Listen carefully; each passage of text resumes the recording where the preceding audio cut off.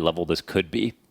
PARIVISION and MOUZ. I mean, MOUZ, they potentially lose their last tournament because stage nerves, they don't play up to their potential or whatever. We know how good they're going to be in this stage of Cluj, how fired up they're going to be. There's a lot of talk about how the atmosphere feels like it's changing on MOUZ and that, I mean, I think they're getting used to the fact, unfortunately, this sad reality that they're not one of the most popular teams when it comes to the stage portion, and they don't care about that. They're trying to detach themselves from having to worry about it. I feel like PARIVISION are a team that have just never cared about that at all. In general, just surprised that they have they go to Brazil and for some reason James is the most popular guy there. It's like, how does that even happen? It makes no sense. But for the group stages to get to the playoffs, for the quality of CS that MOUZ bring, they are going to be incredibly strong, I think, in this game. But I don't expect PARIVISION to just be easy to push over.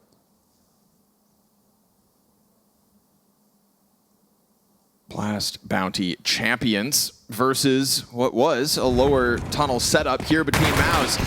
Spinks is actually the one racking up these headshots. Xertion's going to connect his, and PARIVISION's plans of taking over tunnels have gone horribly wonders. They are all dead inside of this. Jame will take over the A site. Bomb can maybe take a swing at the cross, but it's a long road for Zwei to have to even have a chance at making that cross happen. Luckily, he has the smoke for this.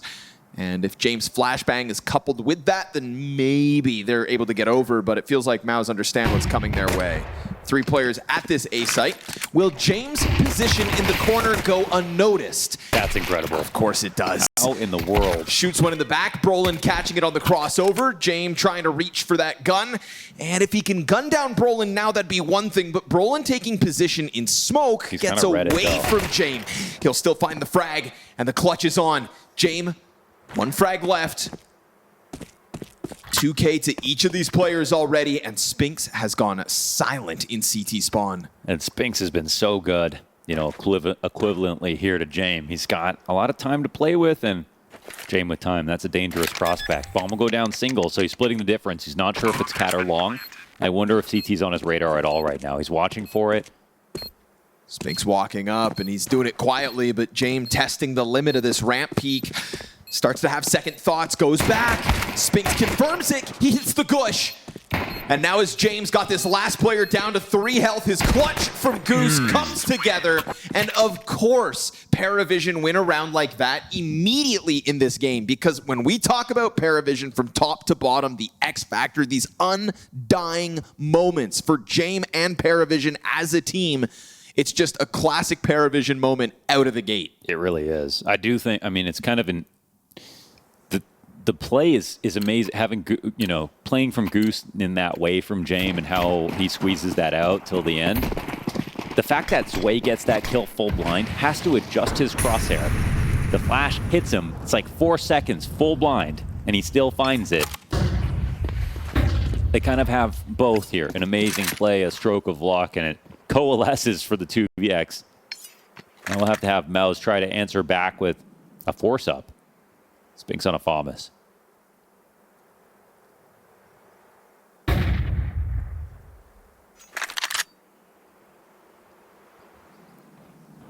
PARIVISION coming in today to put the squeeze on MOUZ. Reigning defending Cluj-Napoca champions, by the way.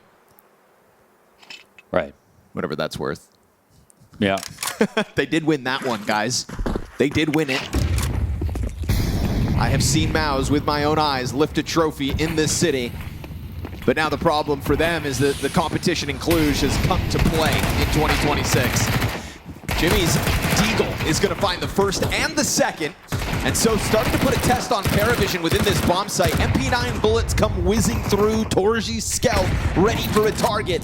But he misses his chance at striking down the ramp. And now that FAMAS flank found out. Man advantage, but a ton of damage. And that's fine by PARIVISION standards. How's he dodging this ammo? Always willing to take it down to the wire. PARIVISION wounded across the board. But Torzsi Scout, this is where you want the SMG. Scout's got to find all 3, and unfortunately for Torzsi, no contact in that round means it's going to be the conversion off of the pistol. 2-0 the start from PARIVISION, despite MOUZ's best efforts and all of that position on site. It's just not enough to push it over the line. The smoke is kind of hilarious right there, to throw that right on him, but it's also the perfect play. PARIVISION skate by another. Somehow Jame gets 2 kills where I'm 100% sure he's about to get traded. And yeah, like you said, reigning defending. And it's also MOUZ who there's no concerns about how good they can play CS. I mean, some of the setups, some of the protocols, some of the utility, some of the tactics they pull off, it's just the best of the best. You know, they really are.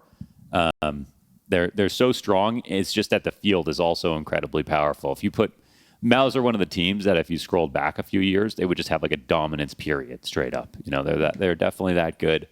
But now we're in a world where PARIVISION, off the back of the major, gained enough DRS to be able to compete at an event like this, and now have even come into this year, grabbed that opportunity by the horns, won the bounty, and are actually a threat for a deep playoffs run. Similar sort of power level to what MOUZ showed us the last time they were here, except now you've got 9 of the top 10 teams here.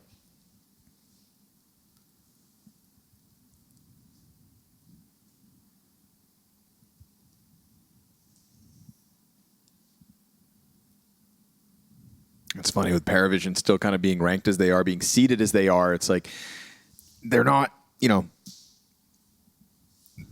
What? no matter who it is. I feel like if you see the day that the opening games are announced and you see PARIVISION, you're like, damn it, we're going to have to work. You know, like you're going to have to work. Dude, hard. I would never want to play them. I know even with the head-to-head going in the favor of Astralis, like they saw that matchup and they're like, yeah, okay, we got this. Yeah. But if it's PARIVISION, you're like, oh, man, these rounds are going to get close. We're going to have to win all those clutches. You know you're inevitably in those moments. It's like Hell Week at the Navy SEALs. They're waking you up at 3 a.m. every day. And it's like, you know, if it was a 2-2 game, it doesn't matter who your opponent is. You're waking up and you're ready to go deep and get gritty for that fight because it's when everything matters. But in a Swiss groups with 3 best-of-3s before you're eliminated, you see PARIVISION, dude, every team wakes up. They want that opening game to go as quickly and smoothly as possible. Yes. And there's no world where MOUZ got out of bed today and thought, yeah, this will be a quick one. Yeah, this will be quick. This will be smooth. And it's not because Jame is, you know, playing old Jame Counter-Strike either. Yeah. It's just because these rounds where things are pushed to the limit, PARIVISION have this undying essence. You know, we had that kind of crazy stat back in Bounty where, like, even on their opponent's map picks, they lose more 4v5 or they win more 4v5s than anybody else. Oh, okay. I thought you were going to say something crazy. And you just sit there scratching your head like, how? But how? And it's just this essence, this almost unquantifiable essence that PARIVISION have. If you could bottle it and sell it, well, Jame would be a very rich man. Still is doing okay. Sure. Yeah. Right now, rich as well. 5-0 kickoff, as it's going to be another challenge into the A site. Plenty of bodies into the ramp. Plenty of pistols to try to throw something upend it, but nobody overstepping just yet. PARIVISION pause. And is there absolutely any world in which this is quick and easy for PARIVISION? Ooh, I like that. I hadn't even considered that option. I didn't even think about that one. I hadn't considered it because we know what MOUZ do. Yeah. I don't see it, but MOUZ make playoffs.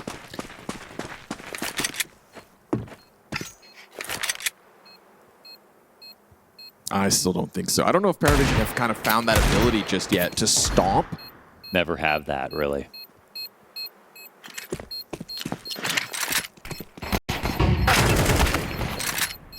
I mean, when they made their deal with the devil, I think it came with close games, guaranteed. Yeah, when Jame made that blood pact. I might throw you a major, I might throw you a tier 1 victory, but it's going to be close, Jame. Yeah.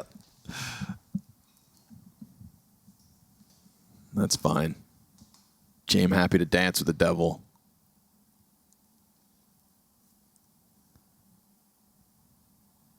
You know why? Because he's got that immortal technique. Ooh. It's just so nice to have him back. Can't remember who it was. I think it was maybe Yanko. And to kind of discuss that after the major, I think it was a tweet I saw. It was just like, you know, how many people of Jame's age and people who have had the accolades like Jame did would be willing to go into essentially like a year-long boot camp, winning, like living with the team to try to make that run for Budapest. How many other guys would just think that they, you know, are kind of better than that at that moment? Jame has a wife. Yeah. They all have stuff. Like Dust2, how old is Dust2? Like, he's a grown-ass man. Sure. Yeah, he's got things. Welcome back, folks, to the MOUZ PARIVISION opening game of day one here at Cluj-Napoca. It's 3-0 for PARIVISION, leading on Dust2 over top of MOUZ. We've sorted out the issues, Mo. We've stamped out all the fires. We put Maui Snake back in his cage, and it's time to get back into the game. We're going to feed him a burger. Of course. We keep him well fed. He likes it here. He's right in behind that door. All right. Well, let's see if this changes anything. I feel like you can't really kill momentum versus this team, but it's momentum that it's MOUZ that needed. Belchnok opens up here in round 4 with a kill towards long. Down goes Brollan, who wanted to get a little frisky there, huh? Taking an early opening peek. duel towards doors and gets blasted for it. So maybe they're not playing a default right now. And an instant regret. It's going to keep Spinks cut off. Door still smoked, though, by MOUZ's own doing. We're going to get this triple up inside of the tunnels, bomb included. But there's a minute here, so nobody's making moves just yet from PARIVISION. So they've identified Jimpat as the weakest MOUZ player. Let's see if they regret that. He drops some smoke in front of them. They're still going to pounce through that with utility. Jimmy off of the window. He's going to find Sway, but now it's over to the USP. Nota catching one. And Zielo's going down with nothing to show for it, so Spinks diving into the bomb site. That's great, but top middle gets caught. Did Jame even tell his teammate about that? Right? Jame is 8-0 for the record, and he is 1 kill into this 1 versus 3. Will he fake plant to peek into CT? He knows that both players were hard committed over towards that B site. Bomb down, they start to make their move. Ooh, Jame is alive. Lucky to be alive at that rate. Still worried about long, but the threats, oh, it's getting closer. And that should be 2. He knows that the first player to shoot at him could not have gotten that close already. Trajectory of the utility confirms it. They're going to go for the ramp control, already trying to breathe down James' neck. He's into the cover. Missed shot, and with it, missed opportunity. MOUZ on the board, 4 rounds into play. There's some players I'm like, how do you get away with all? How did James survive all that? He just walked out into the middle of the open, walked back, and didn't die, and then jumped up, didn't die. Jimpat, also another guy, always gets his. Sure. He's there inside a B, flash, smoke's coming everywhere. They know exactly where he is in the window, still gets his spray blind. And because of PARIVISION's play style, as Maui brought up, they target your worst player. They kind of make you feel like, why wouldn't every team do this? They just pick the site where the worst player is and go there every round. But versus MOUZ, that's kind of hard to do. Sure. They're one of the most evenly stacked teams in top 10. Who's their worst player, Connor? Can you even say? Brollan. Next. He's got a hard job. He's got a hard job. Jokes aside. Okay, well, let's see if they go long every round then. He was the first death last round. That's true. That is true. That is a very good point. Torzsi's here to help him this time around, and unfortunately for PARIVISION, not a lot of tools for the job. That one flash goes out. They'll try to push numbers strong into elbow for the bomb plant. Just getting the bomb plant's great, but Torzsi missed chance to getting the easy kill. Now you've got to get the retake going. Oh, they jumped into CT. But they haven't been able to grab any guns. They haven't gotten any kills so far. And odds are against them that they'll find anything at all. This retake well underway, swiftly slicing through PARIVISION in the post plant. But PARIVISION only came to the A site for one thing, and that's the bomb plant and the cash that comes with it. That much they secured. MOUZ cut that lead down to a single round. It's great when both teams can win in their own ways here. So a little bit of success. They don't let that get out of hand despite one missed op shot. It's fine. I think MOUZ are just happy to have recovered after their TeamSpeak issues and then are playing well.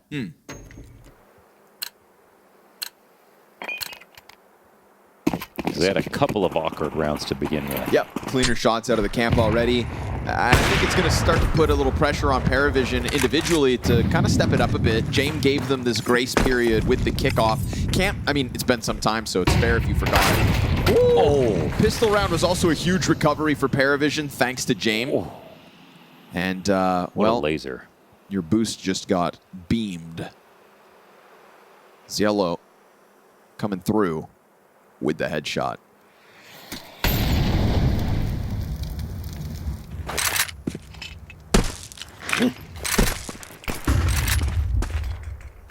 Man, no one in B.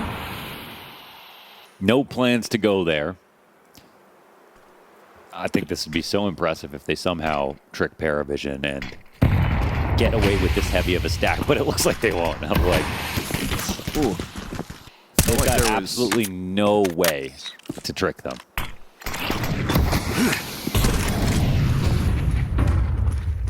It's crazy how clear this is to PARIVISION. They know without a shadow of a doubt. This is the fastest they've ever moved. I actually missed it. When did that end up being a 4A stack? So torzsi died on the boost on Cat. Was there even anyone in B already? Oh, there had to. There had to have been. That's when the rotation happened, eh? We're watching laser beams fly out of lower tunnels, and that kill's so quick. The only reason I say that is because if someone had cheated over, surely PARIVISION could have. Yeah, we had. So checking out the doors, smokes it, and departs. Okay, door smoked, yeah. I like it. Didn't work, but they saved 4. Terrorists win. I got you.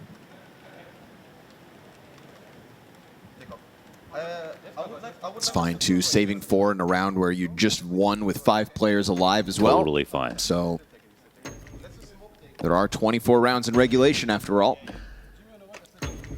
We move through another one.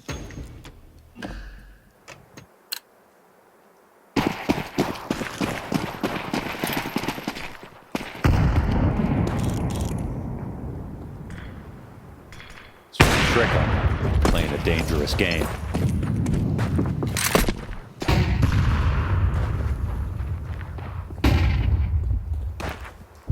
You can see Spinks working that door, trying to both get info, but also give some fake info. Jump back across. Where was the last time? Where's the lean? You can actually see that MOUZ, they're kind of just trying to do the same thing again, but they pulled guard on long. They're really just focusing in on mid. This could be a full-on retake once this flash comes out. Ooh, perfectly timed as well. Oh, but Noda gets the kill. Somehow. torzsi looked like he ate the T-flash in the middle of all that. I don't know how Noda gets away with the frag, but here he is set on fire. 2 players coming down into him. Okay, he's fine by that. torzsi's sidearm's gonna finally put Noda down. Bomb currently cut off because torzsi holds this, but as he starts to stomp back on Cat, Jame, slow burn, comes through with the kill that opens up the site for the most part. Spinks is still here, but as he goes into that smoke grenade, that's the chance for Jame to now push that bomb outwards. Jame throwing flashbangs out. Spinks is looking to strike. 30 seconds. Spinks comes through, back turn to Belchanok, and that is going to be another one for PARIVISION queued up.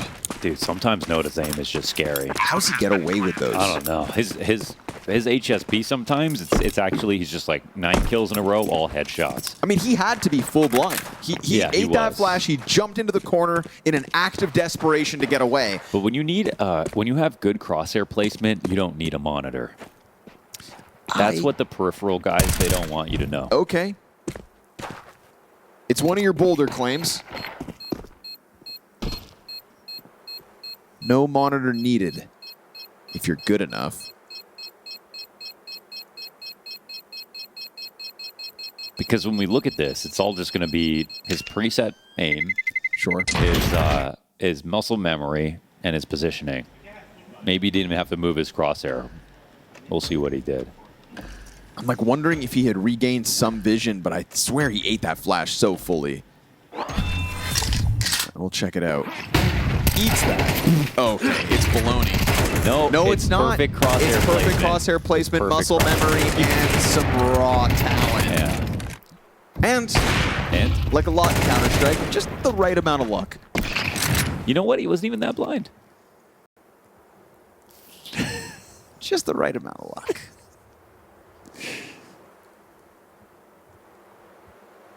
That's actually a very important thing to bring up right here. The VRS forecast, PARIVISION getting to a top 3 ranking if they win. Is that how that works? Currently ranked 5th. One series? Currently ranked 5th. 1 series over MOUZ. Aren't they higher ranked than them now? I think after Krakow, they went back down. Krakow brought them back down to Earth. Bounty sent them into the atmosphere. They're 2 lower than MOUZ. But that would jump them that many spots? No, that's like 100-something points difference. Into the B-bomb site. They'll try to test Jimmy again. He'll go down with 1, but you've got Spinks locked into the car. And Spinks with full vision here to hit the headshots. Opper's going to come wide and die to Zershin, who's last to the scene. And we got a Noto 1v3, 1 kill deep already. Takes that late play out through middle. Bomb possession for Zershin over on site. What's Noto's move? Could have left through the tunnels, but Brollan tucked into CT spawn behind that smoke. With timing, Zershin's going to have to start to consider tunnels. Smoke grenade going to alleviate that threat. And you know what? I think Brollan's going to have field pressure to not move, actually. Oh, he's in the right spot. Oh, he wants the CT frag. Now he knows. Oh, my God. Zershin's right there. 1v3 denied. Because Zershin finds his 2nd of the round. An efficient trade train inside of the bomb site. Back and forth once Zershin got there. I thought Noto was forgetting something, but he actually shoved himself into the door so he couldn't be visible from either side. That was so smart. And then still got his kill facing into CT. Oh, nearly put that together. Dust2 thinks of something a little late, wants a timeout.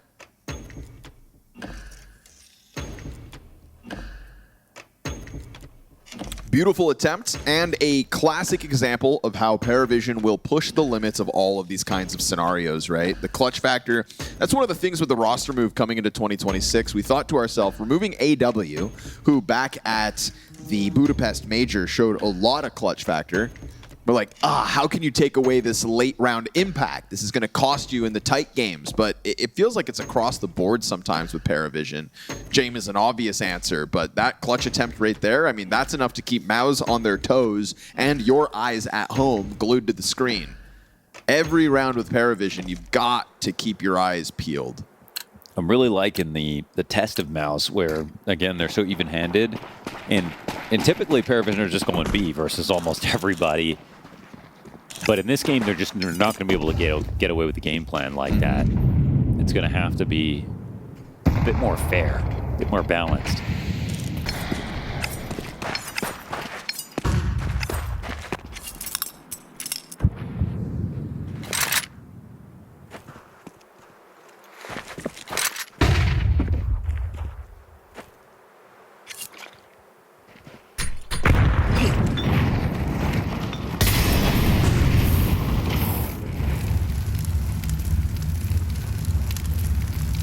Little cat presence feigned early on. Utility coming through and pressure back on Cielo. There's 3 players ready to attack this A site once they've got long to go with it. They shoved Cielo out here to get in front of that molly so they don't have to re-clear cat. And that's now put immense pressure on this A site because they don't know about what's happening at long here. Brollan, I don't think he knows how to call around this exactly. They're actually splitting the difference. And PARIVISION have put themselves in a very, very scary position. They're faking the mid-B as well, and the other smoke comes out on cap, but this one's more of a bluff. They're just hoping no one comes through. My goodness. Yeah, they know how much map control they have. Yeah. This is all they want, though. Hold one guy in CT, and then go 5v2 on the site. And now they've got to move. Down to the wire, but they know it. They've got a good idea. Oh, that flash bounce back. Jame missed utility. And now torzsi's going to pop back up. They see 2 shots on this approach, but the bomb is still just crawling its way forward. Long kills come through. 4 on the clock. Nobody starts to plant. I think they missed this. Yeah. Oh, man, down to the wire there. And once torzsi dies, it felt like an open road to the bomb site. It was, yeah. They just needed to go plant. Yikes. I think they maybe didn't know if there was one more guy for sure, and there was a guy on long that got traded. He just had to believe it was going to get traded. Yeah, you've lost the luxury of... I think torzsi's kind of wiping sweat off his forehead here because that was not a great round by him on the hold, and it was one where PARIVISION nearly they just lost to themselves. And Jame, in his rushed state, missed the flashback. Big time. And even held it for an extra second. But he's ready. He's right back to it. Yeah. He's been pretty rambunctious just sitting down here in middle, just kind of jumping around in suicide, going out mid last round. Felt like he was kind of being a bit aggressive. Jame starting to make moves happen, ready for that duel from torzsi. Noda's going to find the headshot onto Spinks out mid, and PARIVISION looking to make up for the lost ground of the last round. Walk through the CT smoke, surely going to catch you off guard. But this is what, an evacuation towards a B bomb site? Yeah, A is prime for the taking yet again. They're watching this actively. They're listening to it. They have long control. Both players hear each other stomping. Oof, but Zershian wins the duel on Sway. There was kind of no reason for his way to go fast there. I mean, they heard Zershian running back as well. So they're getting really messy now. Yeah, things are falling off. That was kind of free. It's really strange to see that because mid doors wasn't smoked, and they had just quickly ran two guys back as if PARIVISION were set up in upper tunnels. But they obviously weren't. Careful. Yeah, timing's going to go the way of Jimmy. MOUZ remain active in all of that, scrambling Zershian over to the A site, picking up his 2 individual duels. Yes. 0 trade potential. It was just an emergency. And Zershian just had to frag his way out. And PARIVISION made 2 massive mistakes thereafter. I think they were almost confused at how obvious this looked. If that makes sense. With the James sitting on Xbox, on Big Box, there's 2 guys rotating by him to get to B. He's like, wait, are they going to save? Like you said, in the middle of the round? But it didn't really make sense at that moment. The Zershian's like, no, I gotta run back.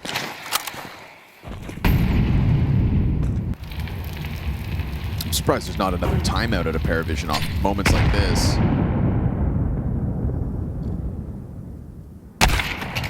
Feels like that's usually the kind of like sloppy situation that Dust2's immediately on top of. But not needed.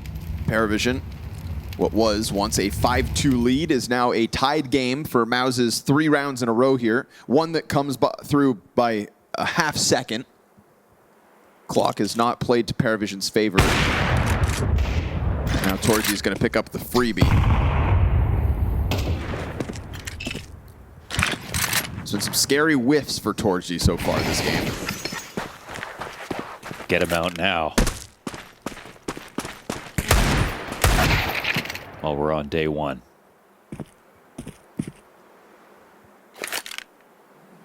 Defending Cluj-Napoca champions.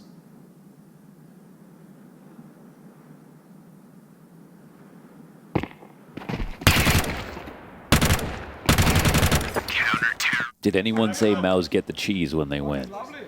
Well, we're the guys that talk when they win, so it wasn't either of us. I didn't think of it last year. No. This year I'll be ready. Okay. Please don't. Please don't say that. It stinks like a win here. And it's Swiss. Okay. Oh, he's cooking, folks. It's getting better and better. He's cooking, and he's still got another 12 days. Jame has been on one, dude. 14-5 so far this T side. We talk about the talent of the rifles on PARIVISION, how good they all are. It is Jame keeping this dream of a 6-6 half alive. And as he opens up again with a man advantage, Yellow 4 and 10 on the half. Gets killed in lower tunnels, and MOUZ have something to work with. Belchinok versus Brollan and Zershian. Brollan's not coming at this duel alone, but neither is Belchinok. Awkward timing, though, as Jame gets caught fumbling around with utility. His down now to 26 health. Those really strange fights, strange timings. The double push was the final thing to catch him off, but All right, PARIVISION will take a look inside a middle. As they do, no one's playing close up. Are they going to be ready for an upper tunnels push, though? I think they are. I like the activity that MOUZ have been kind of throwing PARIVISION's way. Brollan pushing the CT smoke to bring back that Nota frag. Frag grenades landing perfectly. Double up inside of the car. Your next piece of support is limited, but that's fine because Jimmy gets 2 headshots. Spinks is going to catch Jame unprepared for a second player. And with that, there goes Zershin. Again, activity out of MOUZ. In the face of these moments, they get active. They remain on top of PARIVISION despite their attempts to move elsewhere on the map, and it nets MOUZ this clean 5-round streak for the 7-5 half. Definitely look a little uncomfortable when it's like, now we just need to rush. And typically in a spot like that, you want to make the other team suffer a little bit more. You don't want to get hit by a fallback grenade, walk into a spam, no chance to trade. You want to really set up perfect spacing. You want to avoid all the counter util. Everyone was a little bit low, so that last situation's a little rushed. Conversely, though, for MOUZ, it's perfect. Jimmy gets a little bit of a fight in, but doesn't die. They fall back to perfect spots to defend for potentially mid and an upper split. And that's what you want to... and what we normally expect from MOUZ these days. Many layers in a round. Good protocols. Like, it's so calm here.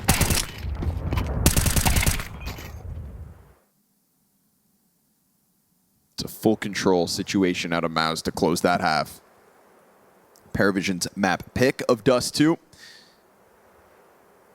Second pistol, and it's 2 sets of utility coming out for MOUZ between Brollan and Jimmy.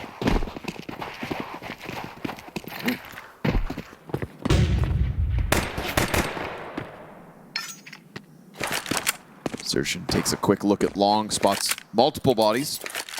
PARIVISION remain with no mid control here in this one.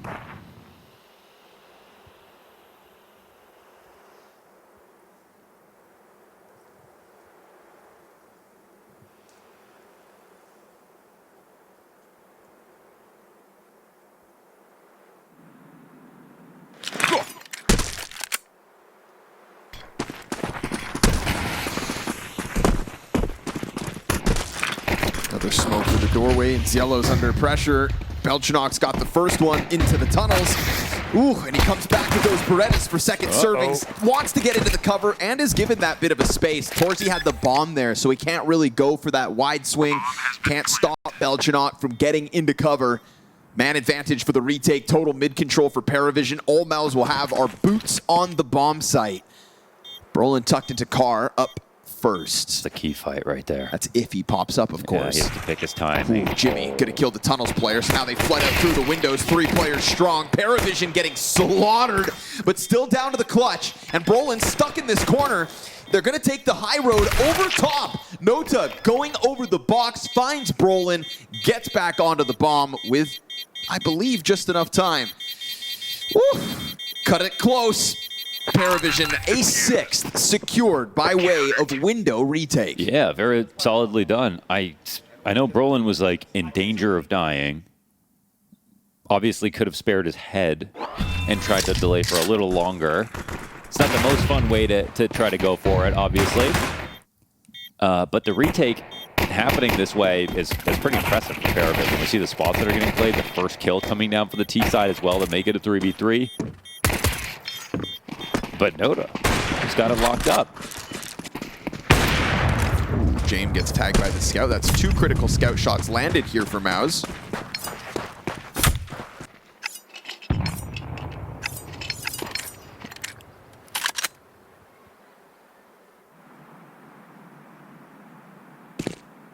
That changes this round, at least the complexion of it.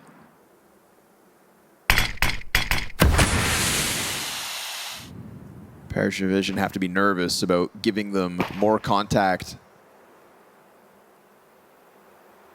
And within that hesitation comes free space for MOUZ to take over.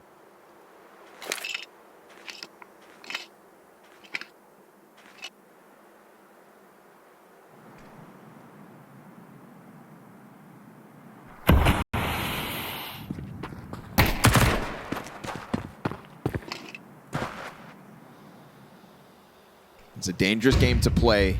60 health on your own, trying to make something happen into the tunnels. Belchanok's going to eat that flashbang. That's fine. He gets into the cover, and from that cover, finds one. Yellow comes through with the Sphinx frag, multiple kills off of the MP9, but still this one goes down to a clutchable situation here for torzsi. AK in hand versus 2. It's very live right now, and they've got him split up. Jame is super low. If torzsi takes this to the window, he could find a peek and make it a one-on-one and just wait for a moment where Jame's scaling, but he's deciding to play it really safe, which means the CTs have a chance to scale on him. They either think he's sitting K-sharp, waiting, or that he's back here. I feel like his time is limited. Zway stomping his way inwards. Oof, just keeps it clean. Goes like straight for it. Too safe. Yeah. Like usually, even if you're up in window and they're both retaking from mid, you have a chance to get a kill and fall back into the site. Like you can take a timing peek. Someone has a nade out, ideally not in a 2v1, but you could find a clip off, isolate a fight, and get away. But torzsi, I think he played that really well for a 1v1. Maybe one for a guaranteed late timing situation, but not one where it's like a standard full retake. bomb. Yeah, he plays that like somebody who's missed a few critical op shots and is sitting at the bottom of the scoreboard. You heard his, I don't know if you heard his frustrations as well after the clutch in the background. Oh, no. Some words of frustration with that one. Okay. I think in hindsight, he realizes that he played it like a chump. Yeah. There was no bravery in that attempt to close out the round. And some days you feel like that. Yeah, sometimes you're like, making a safe move you should make maybe, and it's just need to get back online. But there's still time. Not the kind of decision that screams confidence, and sometimes in a 1v2, confidence is what wins it. I feel like in a 1v2, have some fun. Because 1v1, everyone's expecting you to win. Uh-huh. And the odds are against you.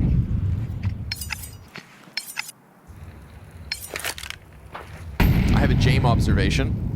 Jame is a player who I've always thought didn't have any of these kinds of ticks. He's never a butterfly knife spinner, etc., etc. But his new tick is switching hands, which obviously you just couldn't do as fluidly in CS:GO. But now in CS2, he's found his tick. Sign of the times. Quality grenade. Quality. But it looks like the bomb plant could be possible here. Bomb is now in position. They try to go through to cover it. Ooh, and they get away with that. AK picked up here for Jimmy too. Spinks in with the headshot. And now you've got a pinch onto the long players. Jimmy gets another. And a gun picked up by Spinks. He earned this with his deagle kill, but that bomb plant is on the other side, and there's no kit on the player, but that won't matter. Ziello is able to just commit to it all, and 2 players survive for PARIVISION as they will re-establish a lead. That got way out of hand fast, especially with that spray being so close to even stopping the plant. But they did a great job, MOUZ, of throwing 2 bodies through that smoke as the plant was going down, just prioritizing the money. And that's just another moment where you see their teamwork shine through. So 3 kills, a plant, that's pretty damn successful. It's 3 bomb plants in a row for MOUZ. It's 2 survivors at most for all 3 of these CT round wins for PARIVISION. There's certainly still things to praise here for MOUZ, but the numbers say PARIVISION winning Dust2. And a boost on Catwalk, just missed timing, because Zershan's always a little faster, but I think you see the top of his head there. Yeah, Jame spots that, drops a nade on him, and gets a good amount of value. Huge amount, yeah. Zershan down to 62 at a minute 30. Oof, that's all right.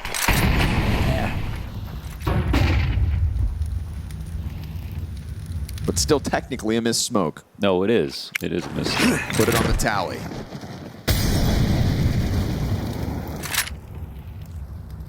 Well, what are they up to? Because Jame missed a flash.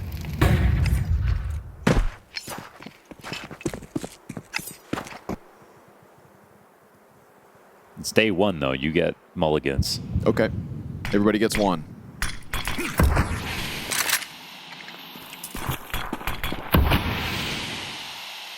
That one's a pushed smoke. Noto will see nothing. MOUZ have been doing a whole lot of shadow boxing this round, trying to draw some confusion out of PARIVISION, but they've just come and checked in mid, didn't see anything. Had vision earlier on Cat, got some util damage off of it. Not sure if they're totally afraid right now, but actually, suddenly, it's looking pretty good. MOUZ come in late for the mid B split. Two guys here, full test. Belchanok doesn't go in for the mid-fight. Yellow getting a one and done.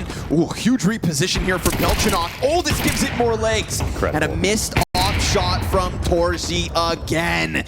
He's trying to chase down Belchanok and eventually gets it, but by the time he finally connects that shot, it's already the 1v4 and time has expired.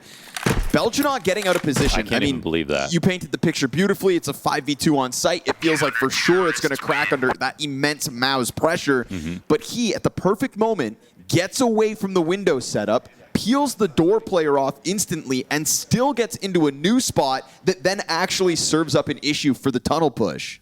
Yeah, you know, you almost never see a move like that with that split coming in. He knew if he got the car, he'd be formidable versus tunnels. That'd be his best spot to get a 2K. But on the way, he knows he has to peek the door and take a fight versus mid. And he just does it so elegantly. It's just like 3 bullets, instant headshot, move on to the next position. Yep. Barrel stuffs the door guy, ignores the second one. And doesn't stick around and try to shoot the guy in the background either. He knows priority is hold tunnels once yellow dies with one. Exactly. And it's just, that's so well done. And creative moves like that under pressure, I think, is what will make you a great anchor in the long run. In some ways, it's just the hardest thing to do in Counter-Strike. Oh, they missed the molly. They missed the K-sharp molly, excuse me, too. It's actually Nota out of CT that kills the door player. What? Yeah. No, in that replay, Nota opens up the smoke, and Belchanok got damage on him. But it's Nota pinching the player on door. Oh, okay. I thought there was 2. There was 2 players out middle, but the guy who died in door was not just Belchanok changing position. Okay. So we'll chalk it up to a bit of teamwork there as well. Damn, they got that too. But I don't think it takes anything away from the praise for Belchanok and that he repositioned exactly when he had to. Even thinking about going across the door was just absurd. But yeah, helps when you've got a team.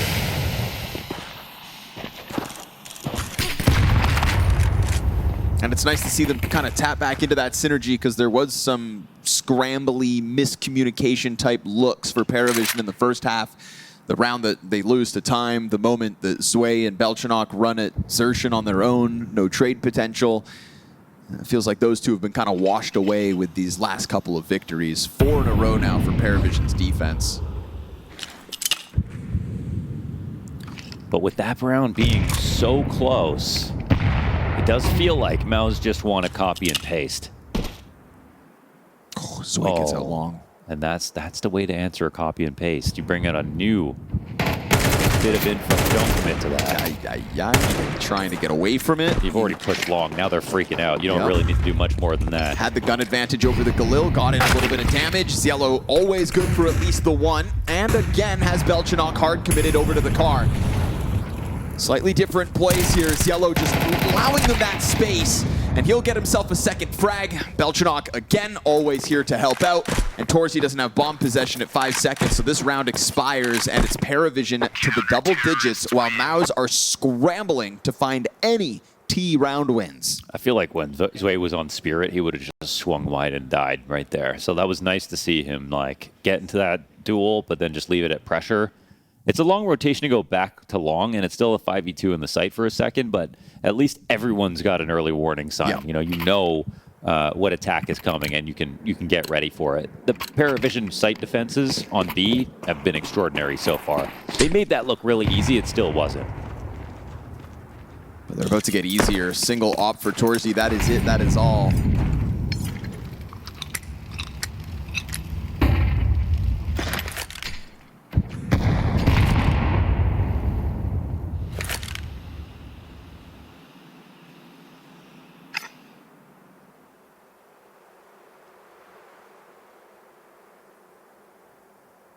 We haven't had to tap into that Jame performance on the second half thus far, but looks like with this cat crawl, he may be called on for a couple shots. You'd think Zwei doesn't push this door 2 rounds in a row, but he still finds free space and places the AK up close. And they're hoping he does make that exact mistake, but leading with the op, the barrel's going to give it away. Shadows are going to give it away. We'll see what Zwei can handle as they come through. They just started blasting. Oof, that's what you need right there. Jame peeks into the torzsi op. That one op they had to play with. If you can hold off catwalk, attention turn towards long in time. CT's putting a smoke down here. We're going to get this sprint from Belchanok to go attack the flank. torzsi and Brollan both trying to cross over, and they're going to be found out. Pinched by the final two. Notice spams through boxes. Belchanok not even called on for this one. It's 2 survivors as PARIVISION's CT side remains flawless. Flawless. And yeah, close calls are just close calls, but the rounds keep going to the blue guys right now. So pretty impressive stuff here for PARIVISION after the start that we saw to this game as well. How unlikely that pistol round was. Some of the moments that they brought together. And now how good they look in both halves of the map.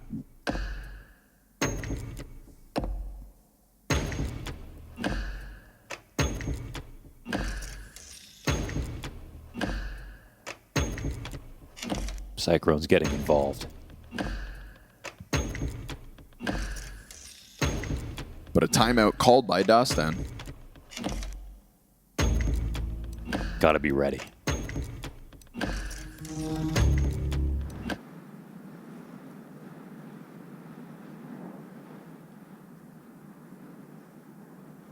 Hopefully for torzsi's sake, connecting that long kill, getting the ball rolling in a round you're not supposed to win. You know, you got to still shake off the rust. Whatever the hell's holding him back right now. Yeah. There is.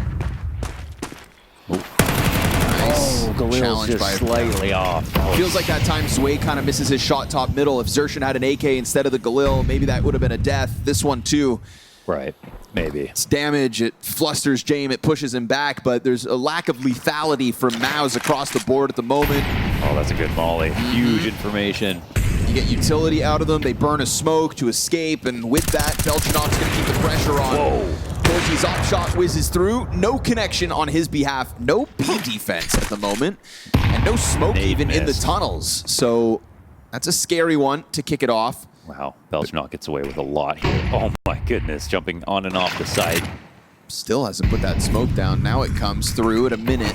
Yeah, he kind of has to now because Spink's done a good job working it. And he'll finish this off with a lurk smoke. So they're just kind of keeping this threat up. But as they walk away, MOUZ will look to make this an A-split. Thing is, PARIVISION would love an A-split right now. Again, torzsi's going to win the head-to-head on Jame. The sad part is if it's still an A-split, they're not any weaker, really. Yellow with the headshots, multiple. And a bomb dropped in front of him for his efforts. No way. No Jame needed. Yellow all day from this long hold. There's just not that many teams that have a player that could do that. Just straight up a 3K hold, all dead on the same spot. Your B anchor, by the way, suddenly playing long A instead, and he comes through. Look at this smorgasbord of dead bodies. Damn, AKs for all. The extremities have been absolutely locked down. And they've let MOUZ take middle and get out there pretty much whenever they want.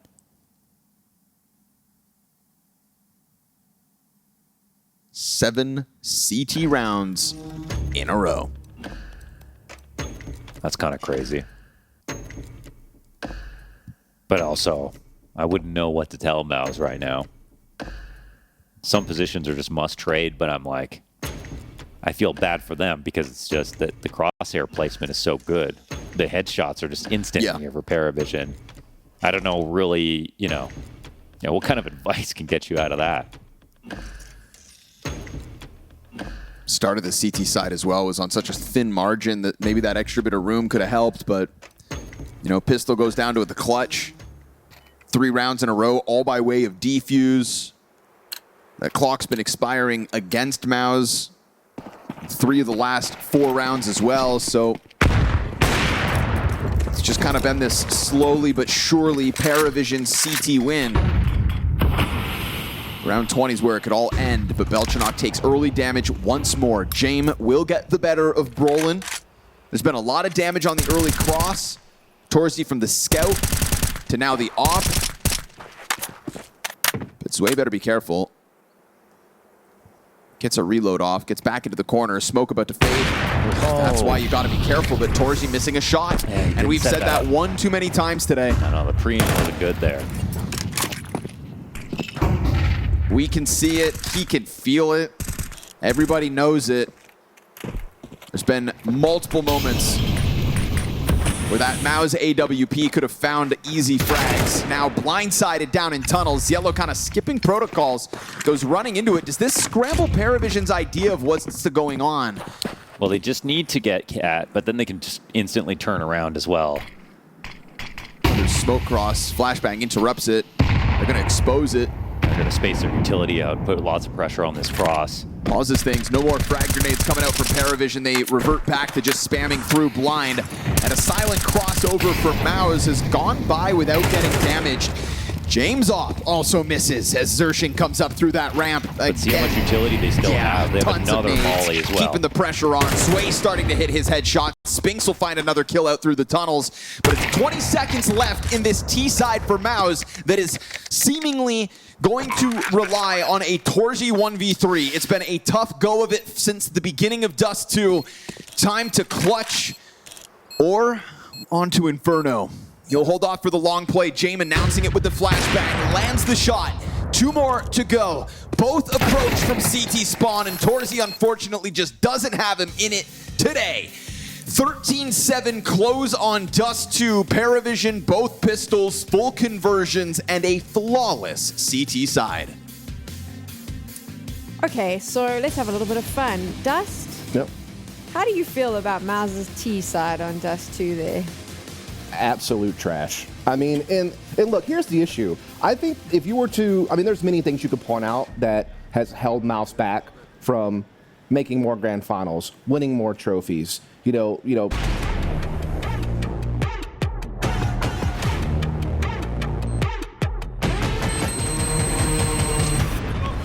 It's not quite do or die here at day 1 of Cluj 2026, but it is a chance for MOUZ to get a rebuttal going. An absolutely flat T-side on Dust2 cost them their opponent's map pick. Mohan, now we move this party over onto Inferno, where MOUZ are supposed to give us a slightly better look.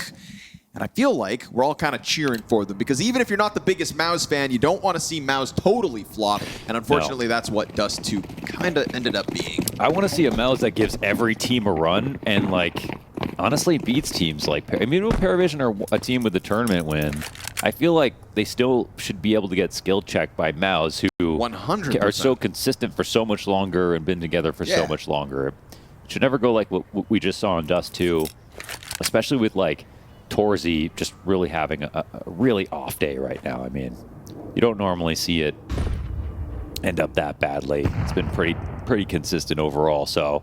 It's the scary one where it's like there's off maps and then there's off days. Right. Was it a map, or is it just going to be a bad day 1? We'll find out here on Inferno. He's here inside of the pistol hold. Both pistols back on Dust2 go the way of PARIVISION. Yeah, torzsi will get there with the assist out of Brollan, and it's 3 kills for MOUZ. Make it 5, why don't ya? Total stoppage of the apartments push. That's the kind of round MOUZ need to get the win back in their sails. It was also massive op difference because Jame was just having like a life monstrous game at the exact same time. Plus, I think in that head-to-head kill matrix, it was just Jame like actually out-opping torzsi in a lot of moments. Now, luckily, now that we're on Inferno, kind of takes the ops out of the equation as much. I feel like ops on Inferno, CT side, sure, but mostly good for, you know, getting quad on B in a post plant, like certain key positions, but in general, relatively optional.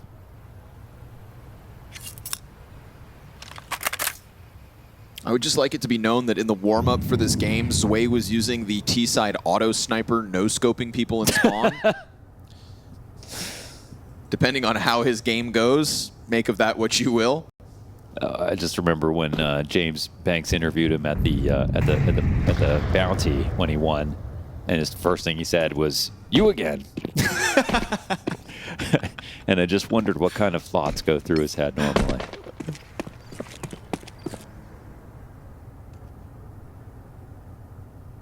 Zwei, the kind of guy that always catches the hotel breakfast in the last 5 minutes. I see You're him there. projecting right now. No. Well, I mean, I guess I'm also there, so what does that say about me? But he always slips right in, you know? And I think that's maybe hanging out with Jame too long. You start playing with time down to the limit. Right. If it says 10:30 and it's 10:28. It is nice to see, though, that he's having fun and being comfortable. Oh, yes, 100%. He got it bad in terms of, playing for Spirit and then not doing that well, and a lot of criticism playing on a team that big. Big swing in the middle, and the brackets hold goes exactly how you'd expect. There's a triple kill for torzsi. Get those numbers up, 6-0 start. Dust2 will just be nothing but a forgotten nightmare. And also, I just like to say for Zwei that even when he played on Spirit during his worst moments, like when he was just onboarding for months, they won Cologne.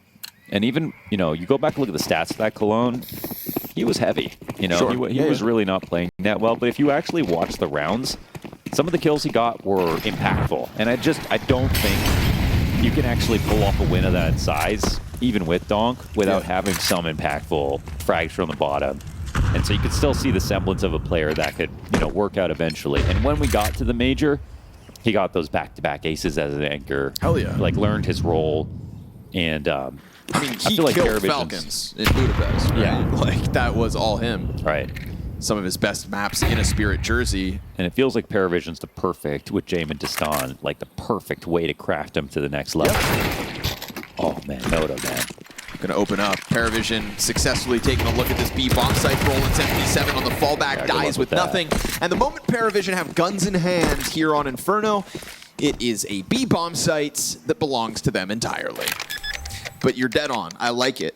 Jame and Dust2 are the kind of guys that will look at Zwei and think, yeah, we can't attract him. For example, he was playing for Namiga before he went to Spirit? Who did he play for in Austin? My God, yes. Yeah, I want to say yes, it was Namiga. Point being, when he had such a great performance in Austin like that, you just know he's kind of destined for the top dogs of the region. And Spirit, if Spirit and PARIVISION go head-to-head trying to get a player, PARIVISION, Jame, and Dust2 know, yeah, okay. Yeah. We'll take him when you're done with him if it doesn't work out. And lo and behold, it didn't work out. They get their hands on him, and we get to see a better version. It's like one man's trash is another man's treasure, and I'm not trying to call Zwei trash. I think now he's looking more like a treasure. Well, they got him at a low point, yeah. So that's kind of the analogy for sure. And like the only players that haven't worked was essentially when they tried a superstar that was still good, which was Electronic, and there was just too many. You know why it doesn't work? It's because there's too many strong ideas coming in from the guy who's on a successful team. Whereas, as we just ranted about with Jame, you have to buy in totally to his ideas, to Dust2's ideas. So I think Zwei was ready for that. No, I mean, you can speak ill of Electronic now if you want to, but when he entered, you still have to look at what he'd achieved. You'd want to listen. What's a guy like Nota gonna say if Jame says, "No, I know better"? You might have the headshots of a god, my friend, but Jame's got a major. So here we are with the flash into Banana. Xertion gonna dive into the cover. He's regained vision, and they hit him with the counter flashes. Two. Jame's still gonna come through with another kill. Man advantage for MOUZ, but that gets taken away pretty damn quickly. Jame is here with a teammate right behind him. The bomb, though, is back on T-ramp, and that is a spanner in the works for PARIVISION. Crazy that it's that far back when they have this many players up Banana.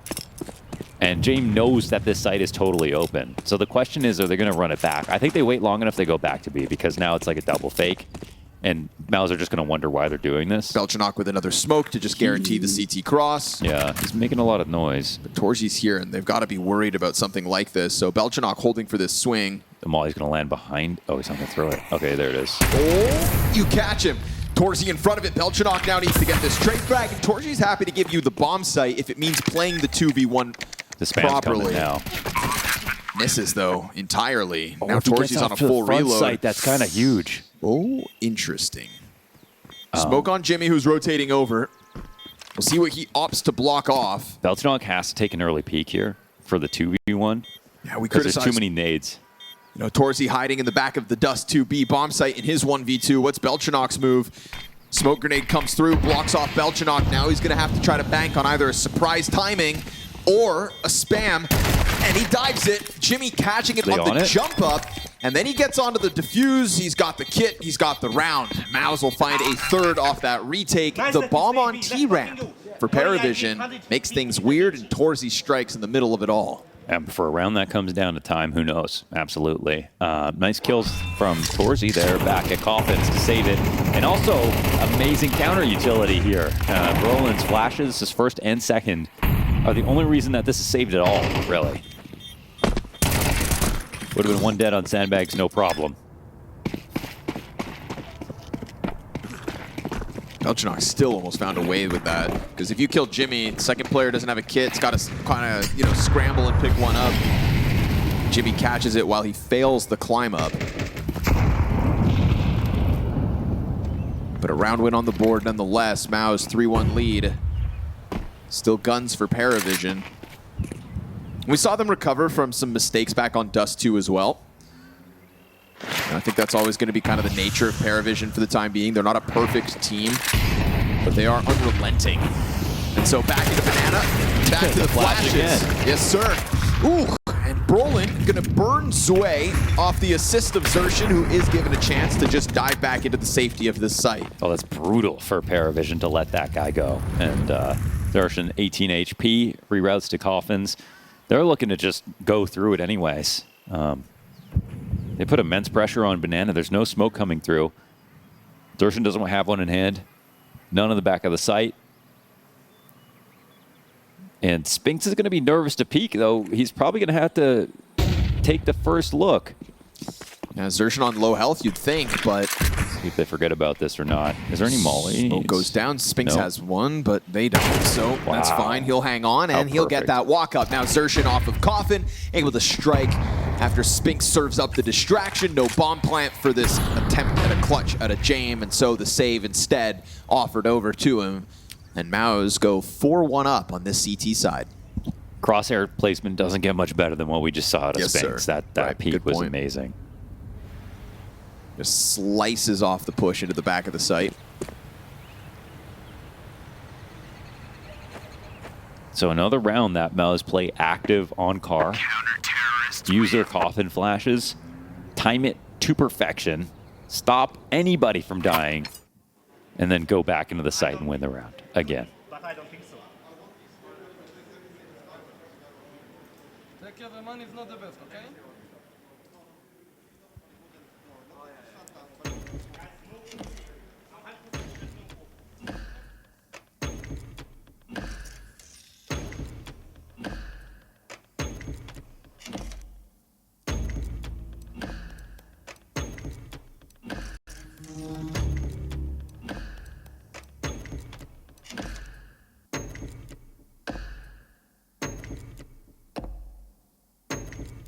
And Cyclone, once again, always ready to go on his opponent's tack pauses.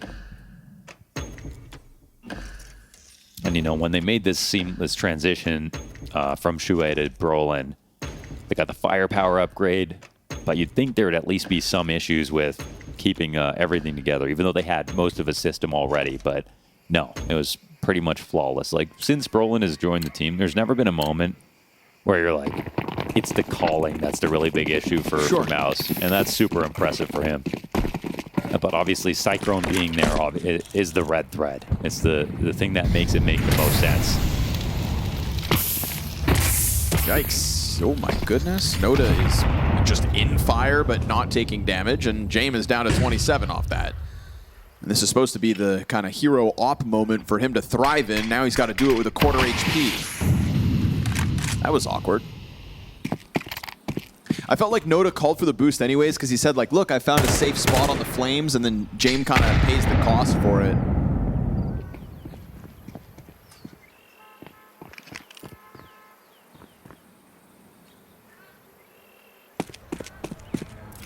Well, Jame's rich, so he can afford it.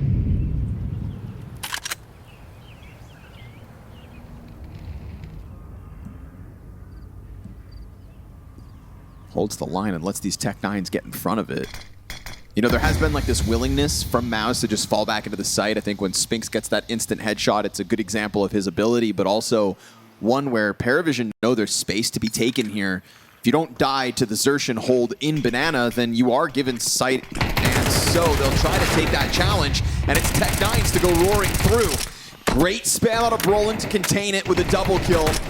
Spinks collecting one as they tried to push around the back of the church as well. And James Opp is still yet to fire, so sure enough, that's gonna catch off Jimmy. And now dodging Brollan, spamming through the coffin side. Still low health, but he comes out with a second. And that's both of the CT players dead. It's over towards Coffin now. And they don't have utility to flush him out either, but he takes an overstep. Belchanok hands on an AK. And as Spinks and Brollan get this retake going, the lineups right there. Low health, sub 10 HP for Spinks. That's quad Tech9s to damn near win this round. Oh, and they probably should have too. You wouldn't normally see Jame make the first mistake. Belchanok has him covered on the cross from Coffins. He could have also peeked into CT. Jame could have taken the next fight. So a rare mistake out of Jame in a spot in a round where they maybe shouldn't have come close to winning, but could have.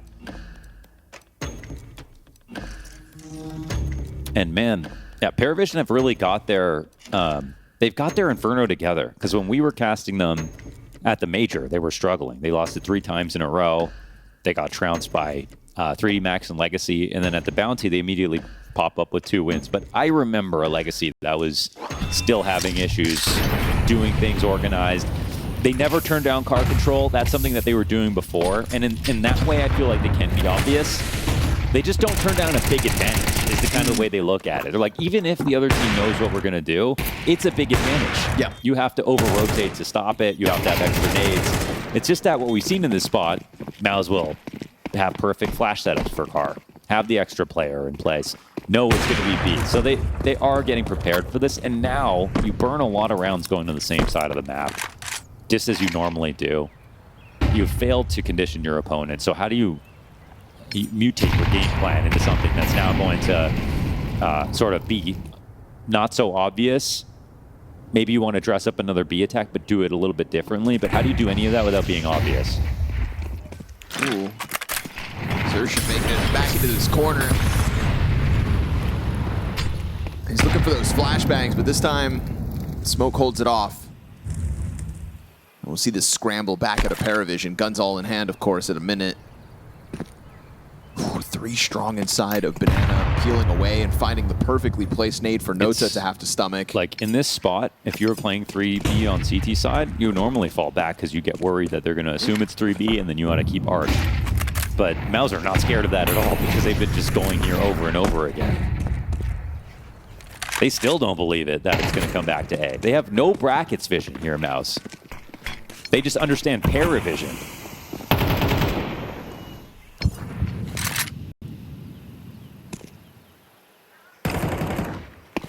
See how big that gap is? They're not even worried about it. Brollan coming through, low health. Insertion with Spinks in the back of the site. Numbers bode real well. PARIVISION thinking that was going to be easier than it was. Triple stack site. Sure, a bit of damage for the road, but not what you're looking for with everybody that well equipped.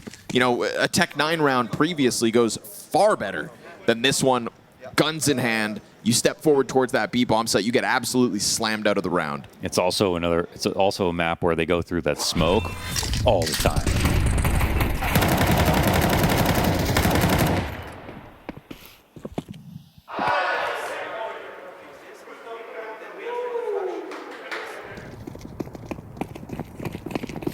This one's starting to feel real flat, huh? Yeah.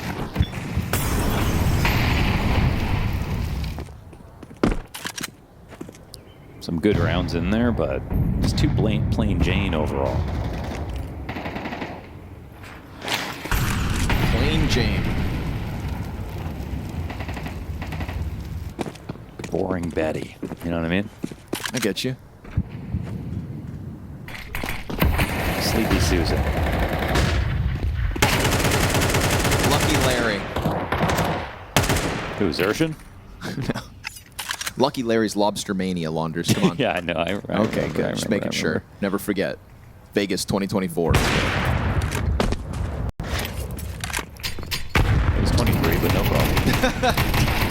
Oh, Jimmy's going headhunting, and nobody's here to stop him. This is a slaughter, folks. MOUZ are racking it up, looking like a completely different team than that back on Dust2. The difference the confidence of Inferno can make. And honestly, there is also this kind of failure to launch on the PARIVISION side. You got 0 kills Zwei, you got 1 frag on Nota, you got 2 kills on Belchanok. And this is a problem. I would say this is a problem of leadership, actually, because if you're asking your team to like hammer one thing over and over again, everyone's results are just going to be bad, and they're going to stay bad. Sure, essentially, it's getting compounded. Either everyone pops through a smoke, you get 2 entries, you win, the other team saves. Yep. Or you don't get those kills, everyone dies. Low money for the whole game. And also, again, like in terms of conditioning, nowhere to go from there. Right. You know, you don't want to see a half that mentally ends already. You want to see a half that had variety in it. So we don't even know what they're going to try to do next.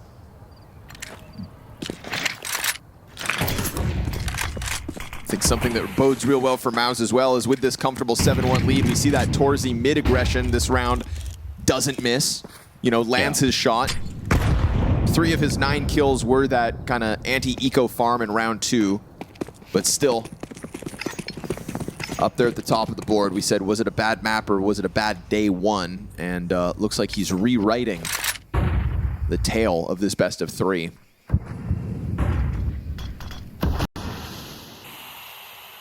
Gonna try to walk this smoke, huh? Just go right on through, and it's gonna work. They'll catch the player in the bomb site unprepared. Oh, Xerxin actually gets one from beyond the grave. Nice. Chucks that nade out. You may have scared him, but he at least still hit you with the util. And so man advantage retake still queued up for MOUZ. PARIVISION trying to keep their opponents on their toes in a Jame and Belchanok 2v3 post plant. Oh. One of my favorite spots to post plant, or ways to post plant here between pool and car. There you go, though. Smoke to cut off Banana. That's going to be a problem. Oh, yep, you're right. Gap for Belchanok to walk this one up. It's kits on all 3. That bad smoke will effectively punish the CT retake. Jimmy's still concerned about this pit player, and with good reason. James going to strike him down, and so slightly off smoke grenade's going to give PARIVISION a 2nd round win. James knew there was an op holding him, so he didn't even try to cross. That is so extra. Hey, man. Just different. I'm just going to say this right now.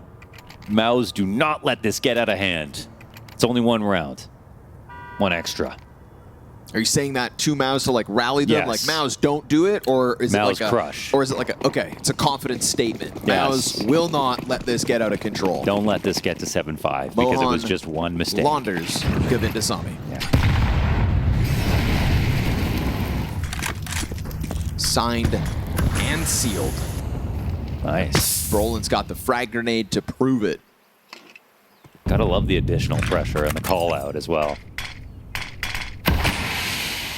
Zwei ahead of the CT smoke, though. That's going to give him half-wall control. That's going to be the invite for everybody else to come join him. Also a Molotov against the smoke. Flashes to come over top, and Xerxin feasts. Another 2 kills for him, and MOUZ do not let this get out of control. You know, when you play like a pre-fire map over and over again, you don't get worse at it every time. Sure. You know? Yeah. That's a good point. When you know exactly how it's going to go, it gets easier, actually. So that's something you've got to contend with.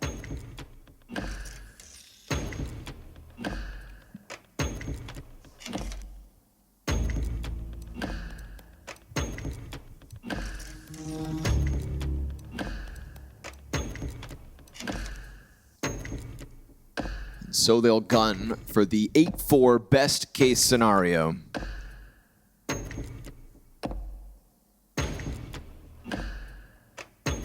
PARIVISION just been slamming their heads against the wall to try to get this one going.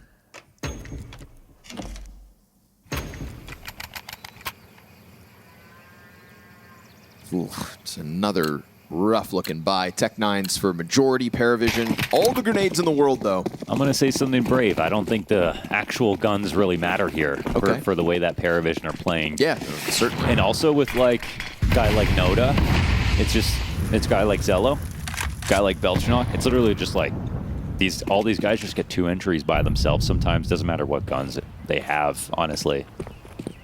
If they have one power, you know, one specific thing that makes them stand out, it's probably going to be that. As long as they've got Kevlar and something better than a Glock. Where there's a will, there's a way. But will they find the way into, again, a ready B bomb site? Brollan, Zershin, fine by them. You want this bomb site, try to come and get it. Once upon a time, these Tech-9s broke down the door and almost walked away with the round win. They want it so bad. They want this bomb site so bad. Well, you can't have it. More as than far a as MOUZ are PlayStation 3 concerned. on release day, they want. Whoa! Way to age yourself, Launders. What are we at now? The 5 is 10? released, and I think the 6 is coming. They're all stupid now. But not before the It wasn't Steam as box. exciting. Okay, yeah. The Steam frame? Steam frame, yeah. Yeah. Steam box is it's like the Chinese takeout. Okay, yeah. Well, that's good tech too.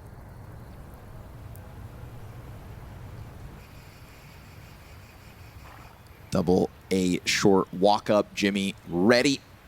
Gun in hand for you to try to get this desperate attempt at the bomb plant. Spinks is going to let Jimmy take contact. There's a world where something goes wrong if they had killed Jimmy and gotten the opposite side of tall box, but you're not getting nothing.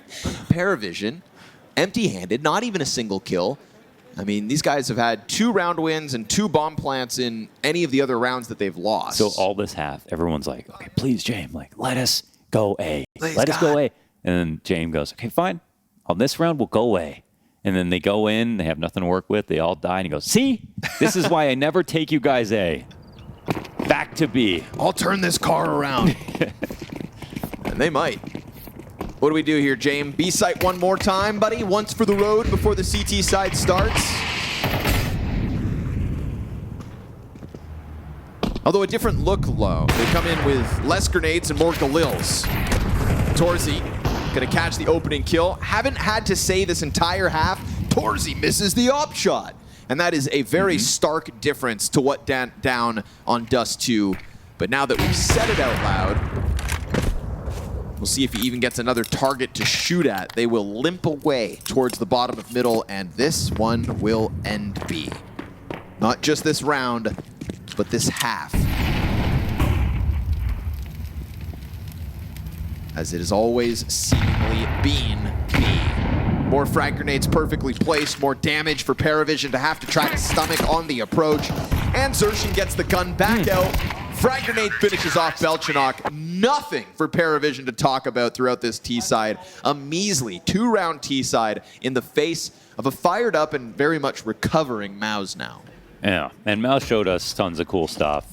They were just as aggressive as they needed to be. They got their counter flashes all in on car. They got a couple of nades down banana. They never overstepped for bottom banana control because they knew PARIVISION were going to fight them on the half wall every single round. So basically, they tailored a game plan that was just enough pressure. Yes, sir. Just enough pressure. Because if they started back in the site knowing that PARIVISION were going to take car control every round, then they could actually lose from that front. But they made sure to get their kill first, to get some util damage to fall back after. If you're going to play Inferno well, it does come with CT aggression. Banana is where the game is won and lost most of the time, and that's why MOUZ dominated that half.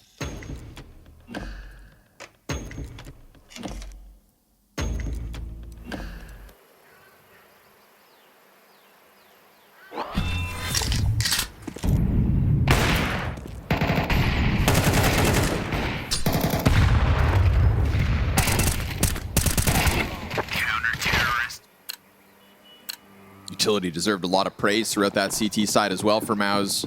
Whether the flashbangs for Zershin, look how confident he was on so many of those moments that the right utility would bail him out at the right time. Yeah, he was even getting naded down to red HP sometimes, and still getting out with a kill, getting away alive because of the flashes. It's not like it's a hard flash, just the flash timings were excellent. Yeah. Brollan ends that half 340 utility damage. Zershin 284 utility damage. And those are the stats that are always going to make you impressed by MOUZ, you know. So a Glock attempt for MOUZ into the A-bomb site, currently stacked up by PARIVISION. Eesh. Couple missed shots here by Ziello. And now that he sees other targets trickling down out through the balk, we do get a bit of a rebuttal in a 2v4. They switch sides on the app smoke. Yeah, Belchnock does have 2 kills, so they know he's up here. And now the retake on. Oh, Jimmy just barely missed. You can take another peek. Oof, Oh, Gush instantly. 7 HP. Dota still gets the kill towards Pit. Oh! Notice. Okay. Wow. How did he even do Through the that? tall box. I don't even know. What the? Well, that was impressive. It sounded like a head scratcher. I heard somebody say, how did I? And that's a great question. Same. How did Noda get those kills? How did we cross paths in the smoke? How did Belchnock get away with 2 kills and just disappear into the night? Oh, wow. See ya. Well, making sure that MOUZ don't just finish this with a pistol and a putt. Imagine bringing a gun to the golf course. Only in America. You'd win every round. By forfeit. Good, good. Bang, bang.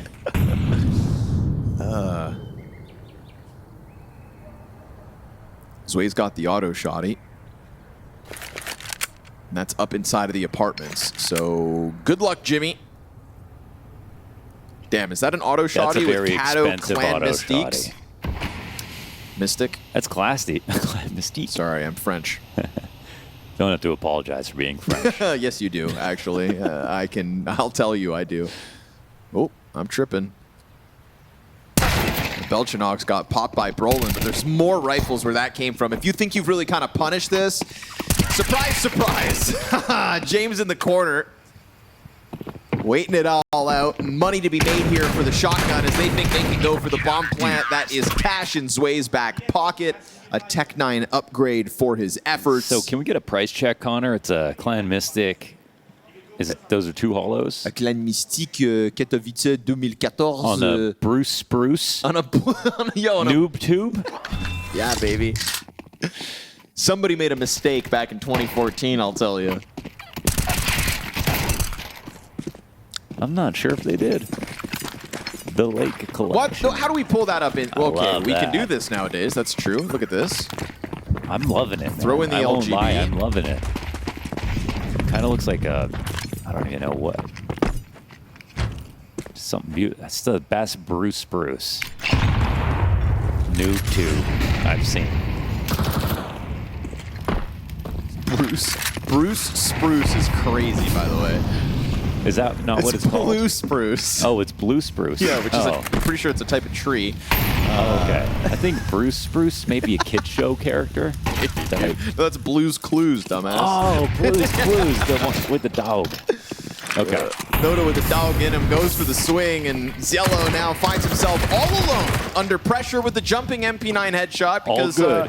it doesn't really matter now, does it? Tries to get another, but is stuffed up close. And we've got a 3v3 left over with the bomb crossing into the site. And Zway's coming in with that auto shotty for a retake, so that'll be interesting. Bit of a gap here for Belchnock to walk up. They're also technically not watching him right now. If he looks up, oh, he doesn't see anything. No, he doesn't Spinks look. figures it all out as the walk comes through, and an 11th round for MOUZ, surely on the scoreboard in mere seconds. Utility here to really frazzle Zway in what can never be the auto shotty retake. Yeah. So they'll pull the plug on this one, allow MOUZ to get the 11th. Majority alive as well for MOUZ. And you know, genuinely, all too easy. having a gun like this, some people wonder, because like from up close, it's going to be better than some guns, right? But the other half of the game where you have to like retake and stuff, that's where it's like a massive liability. That's where it's like now your odds of winning or your thought of going for it just disappears. You're not, there's no point in even trying this. So there is a bit of a risk that comes with it, even if it could actually be on par with an M4 for a sight hold in certain spots.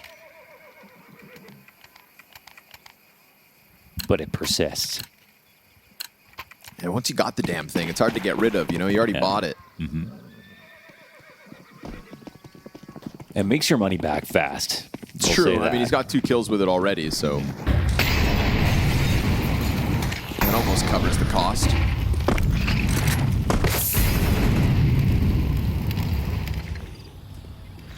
We go with 3 players inside of the B bomb site. PARIVISION predict that MOUZ are just going to try to slam into this to end the game. Oof, they wouldn't be too wrong about it, but you get 2 separate M4 angles here between Cielo and Nota, and a 5 versus 3 looking much better for PARIVISION here in round 16. Op shot towards Boiler Room doesn't get to come out just yet, but it's going to be MOUZ acting in a bit of desperation. 3v5, and 2 of the 3 already tagged to 60 or less health. Yeah, no real leads here either. Everything just kind of falling into place. Molly won't do much, but Jame doesn't hit his shot. Now, what does Jimmy want to do with this? Go back to B. I mean, with the rotations here for PARIVISION, it is a great chance to hit B. Even though it's 3v5. If Zello's even a little bit sloppy, and I'm talking all he has to do is stay alive. He doesn't even have to get a kill. But Zello likes to fight. Yeah, you said it. That right there was almost what cost him, because you know they would have jumped into the bomb site and there's nobody else there to stop it. Oh, this is wild. 3-man mid push at 25 seconds. Utility trickles into the B bomb site. Yellow knows that he can't overstep. Can they hear this? Oh, no, they stopped. They stopped just in time. Torzsi's still concerned about the cross. Yeah, this is cooked. Flank finds its timing, and even with a missed shot, bomb plant attempted. Nobody's going to die after time, but no extra money from the plant either. There's PARIVISION's 5th, and with the 5th round comes a chance at clawing back this scoreline, Launders. Yelling. Anger. I love it. Little fights, you know?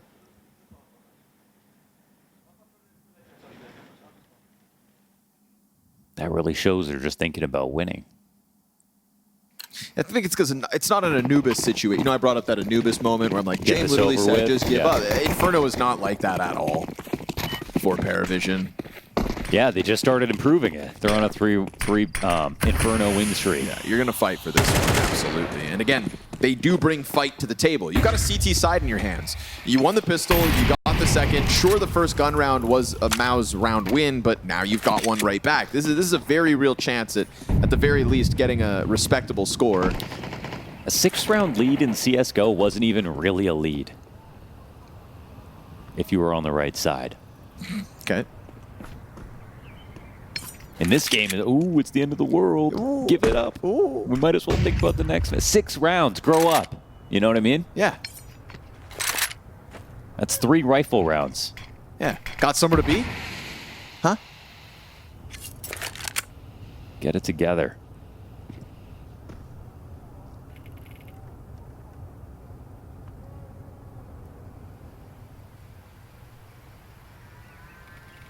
Lock the hell in.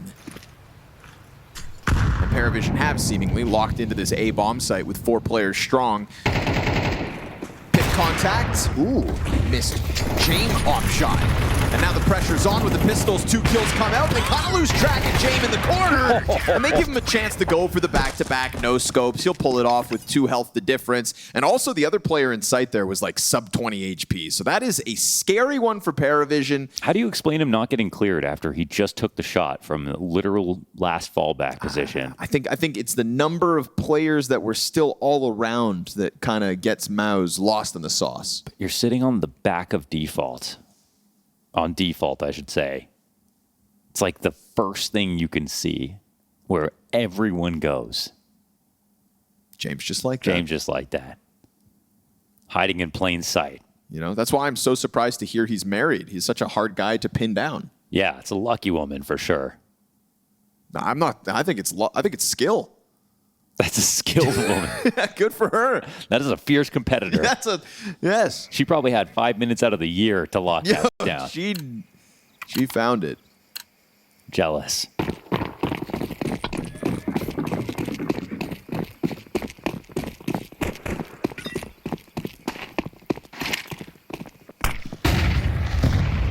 Five-round lead.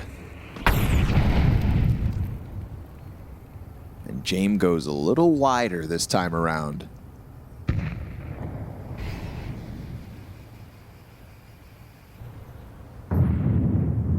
Still in anticipation of some kind of short A play. Nota, eesh, that's a tough nade to eat.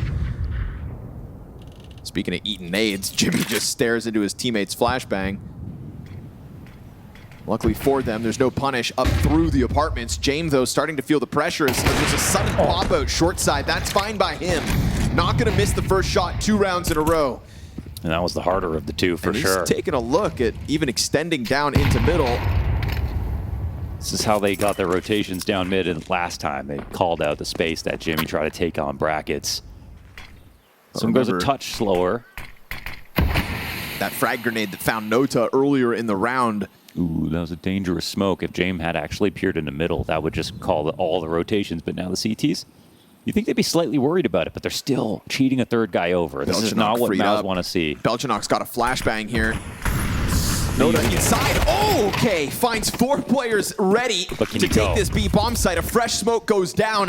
Ziello inside of the fountain cover. It's not the best cover in the world, and he'll still be able to drop the orange player. Belchanok from inside of the pit. There's the multi-frag moment, and there is now a fired up PARIVISION that is seemingly starting to believe in this. And there were 2 good round wins, yeah, and it's actually MOUZ who looks sort of just confused as to what to do.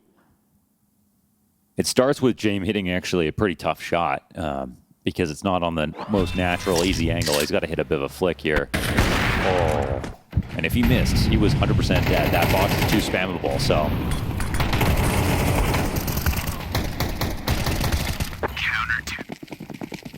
Back to the Tech-9s go, MOUZ.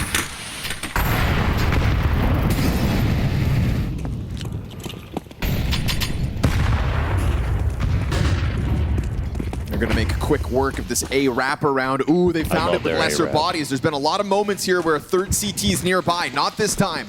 Sway head down in the little pit. Nice frag grenade out of Belchanok to open up that possibility for Sway. Oh my god. Jimmy's Tech-9 headshot means a second gun. The bomb's got to cross back from pit. A second gun picked up inside of the pit. There's that third Tech-9. Just offers up a distraction. Zershin comes through with the wall bang. Zello gets traded. And Zershin's pit play for 3 frags puts Jame into the clutch.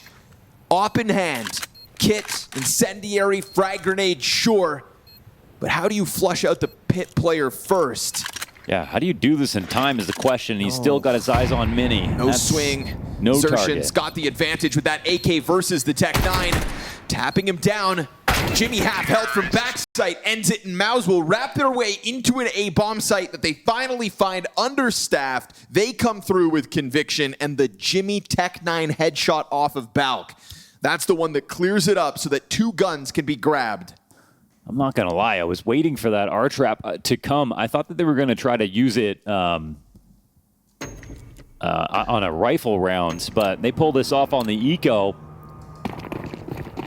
They just have everything in perfect position right there to cause the most havoc.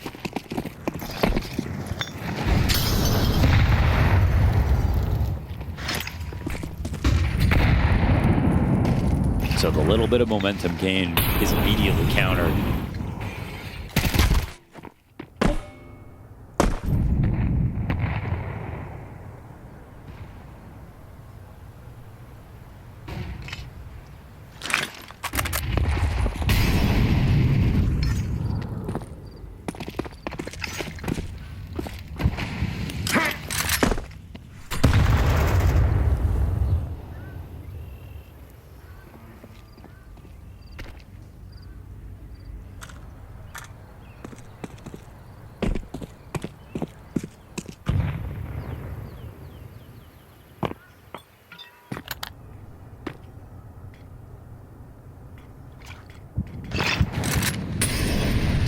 Looking to take another attempt at this A site, but this time PARIVISION are given that just bit of extra time to put a third player in.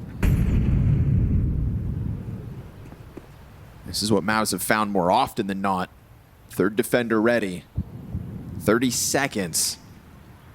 And here comes the last volley of smoke grenades out of MOUZ. Smoked off arch side. Jame waiting for this wrap. Oh, missed chance. And now that's a compromised Belchanok in a second. They're trying to cover it from pit. Sure enough, Brollan's going to strike. Sway, tough shots, and inside of the bomb site, Jame gets cleared. Missed op shot from Jame unravels all of that to MOUZ's favor. And now a perfect opportunity to just finish off this 4 versus 2. torzsi's going to react, and his op has come together as this game has gone on.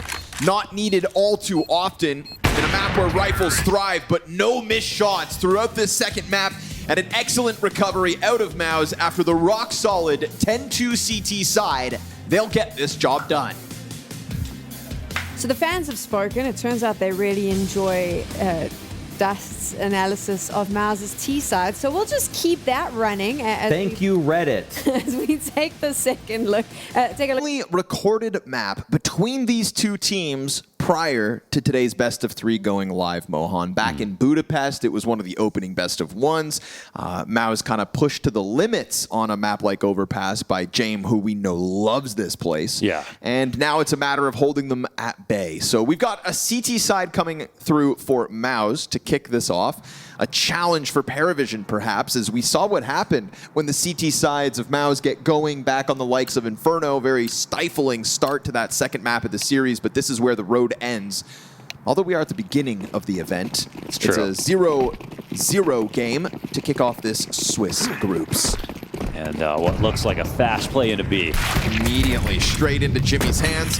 Capable hands, may I add, as he finds that instant headshot onto Nota. We get a barrels tuck in from Jimmy. He's got 3 other teammates to work with. MOUZ very much prepared for this B site commitment. It's no surprise that PARIVISION love a B bomb site, and now slaughtered as they tried to push the issue into the B site. The bomb's thrown out into the mud, and 4 survive for MOUZ, and they'll start this CT side with a pistol win, so this bodes well. And I do like that we're getting PARIVISION's T side, because we saw the problems on Inferno being a little one note. We saw on Dust2 it was a lot of the B plays. And actually, normally it's kind of them trying to bully the weaker site. But in both of those cases, I don't think that was necessarily the weaker site. They just didn't really seem to have options when it came to A. And if they do that again on Overpass, it's going to be a bit of like flirting versus harassment when we talk about like Aurora, who oftentimes spam one site. But when PARIVISION do it, we go, oh, that's funny, that's cute. But if it doesn't work enough times, it's actually going to be a real sore spot in their game plan overall.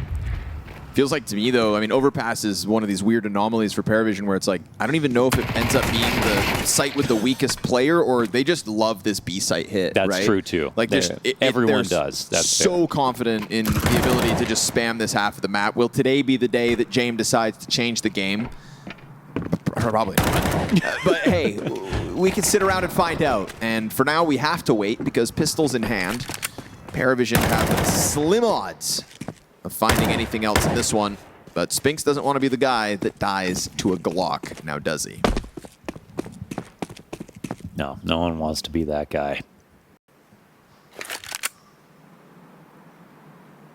Jame does find good timing though, right? With Spinks out long like that and him seeing the fallback, I mean, I wonder if there's a world where the plant comes through now.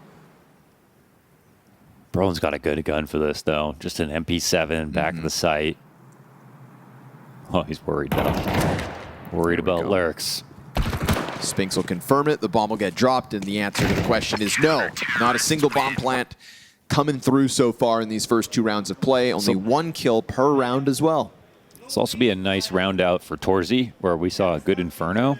And he last couple shots were looking really good. Sharp had a warm-up map on Dust2. Felt like the confidence was a little low. Well, now in Overpass, you have to be good. You have lots of ways to be good, and you're starting CT. And he goes right into that op.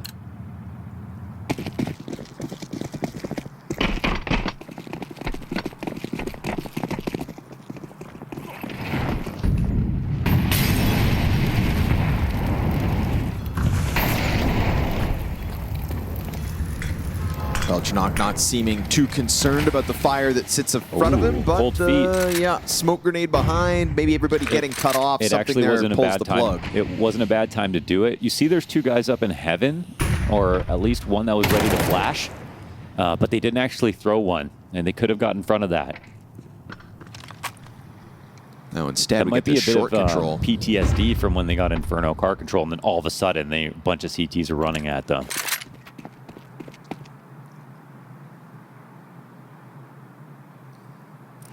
But Deep angle, but obviously Xerxin can't see anything. this is pretty weird, actually. I mean, MOUZ can have short control, but if they don't see anybody, they just... And if they're not taking short, they're going to smoke it or molly it, right? Wait, they're leaving it open? Wow. Waiting for somebody to make a Excuse me? move. Yeah, I mean, that feels like they have had a bad risk assessment on that one. Connector player goes down with nothing. Not even a bomb plant as the MP7 spam just clips through the edge of that wall.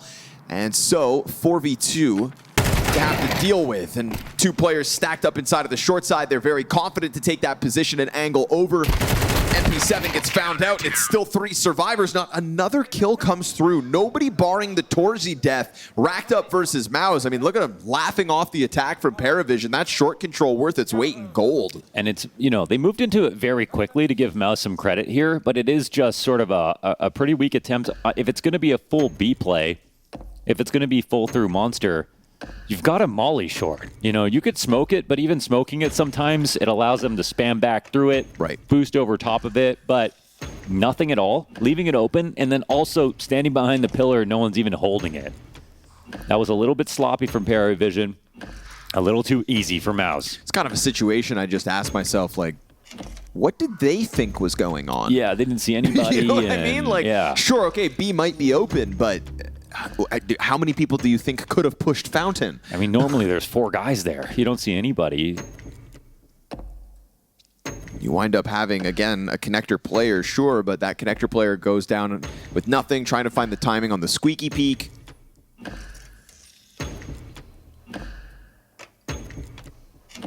Three kills across 3 rounds of regulation. Or excuse me, it's not even, it's 2 kills. I think somebody crashed at the end of that.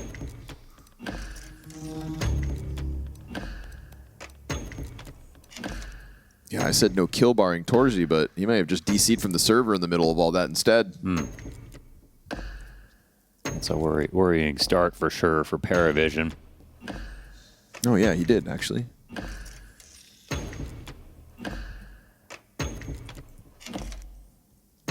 In the middle of the round? No, actually, it happened so early. Neither of us caught that, Mo. But he died before the first kill happened. He DC'd from the server before the first kill happened. I wonder if that's why Belchanok pulled back from the monster play. If it was like a not live situation. Hence why we're in now this timeout, or we're just fixing his PC. One of the two.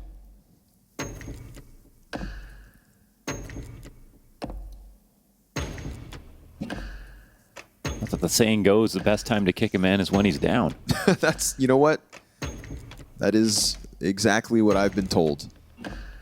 It is the best time to kick a man.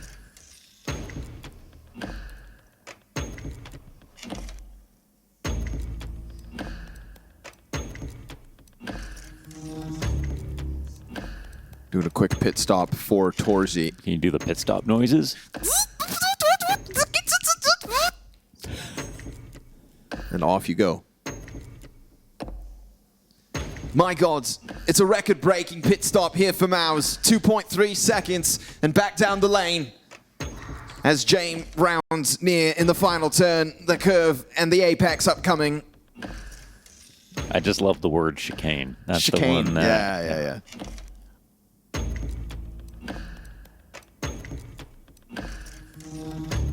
Here under the bright lights of Las Vegas, we are underway.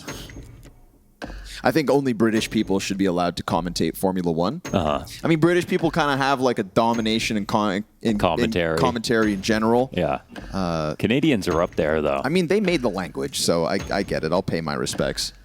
But, yeah, when it comes to F1, it should just be British people all the time. Because my favorite thing about British people is they're very nerdy people, you know, passionate about their hobbies, and they get excited over little details. You know, like you got to be a very detail-oriented person, I think, to appreciate Formula One when you're dealing with thousandths of a second, etc. And Sure, because otherwise you're like, ooh, nice right turn. yeah. Hey, this ain't NASCAR, buddy. Wow, he's turned left 200 laps in a row.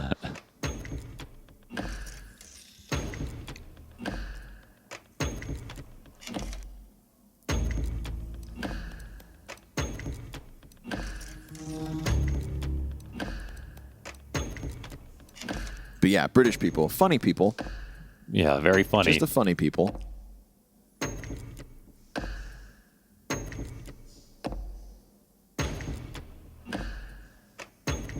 And orderly people as well, I've heard. Very good at queuing. They love queues.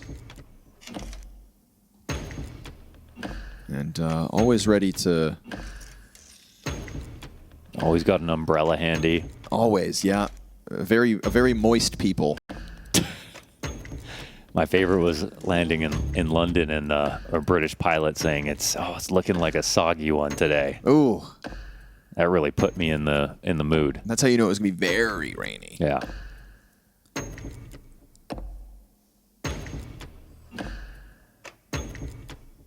Scared to ask what that was. Valentine's Day.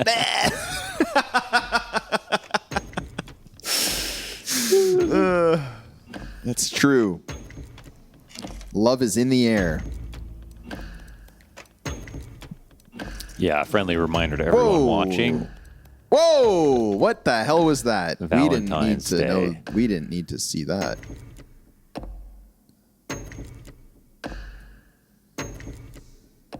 Get your gifts. I didn't buy my partner flowers this year. Nope. You didn't? Nope. But you did get something. Nope. I mean, we went out on a date before I left Oh, Canada. right. You did a pre. That's smart. She bought me flowers. That's awesome. Yeah, I love flowers. I'm trying too. to break down those I boundaries love flowers, too. man. You know, so One day I'll be able to. yeah. I said, good thing you bought me flowers. Wow. It was funny. It's like the 1 year I don't buy flowers, and yet I received them for the first time. That's really. I was like, mean, how did we both mentally get this memo? you must be doing something right. Thank you. Yeah. Yeah. MOUZ should do a Valentine's. They're all red. They should do something. I think they just want to win this game first. Then they'll, objective one. Yeah. It's just going to be a sour note. Yeah, sometimes when it's like a player's birthday, I'm just crossing my toes that they win the game. Yeah, you know? yeah. I don't even care what's at stake for the other team. I'm just like, yeah. Because winning an important game of Counter-Strike on your birthday feels like a gift, and it's great. Yes. I feel like if you lose the game on your birthday, you just instantly think, oh, God, I'm old. What's this? We've got something. oh, it's Jimmy. It's Jimmy. Oh. Whoa.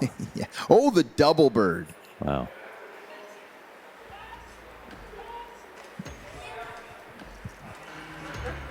Careful now. Never want to get Jimmy too riled up. No. Saw what happened last Cluj. Blasted his way to the finals. His words. Now he's yawning through the challenge of PARIVISION here on Overpass.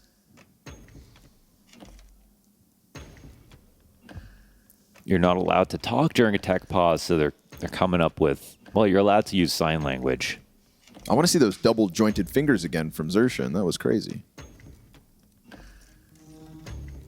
I know what double jointed is, but what does that even really mean? Do they actually have an extra joint? I don't know. When These someone's like, people? oh, I'm so double jointed, I'm like, you're actually just flexible. Flexible, but- right? Okay. But no, I'm double jointed. I'm like, no, you have 5 fingers and presumably 15 joints. 1, 2. Yeah. Double checking.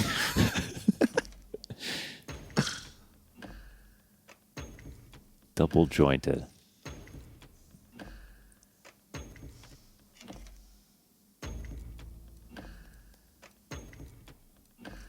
Double jointed. I gotta work.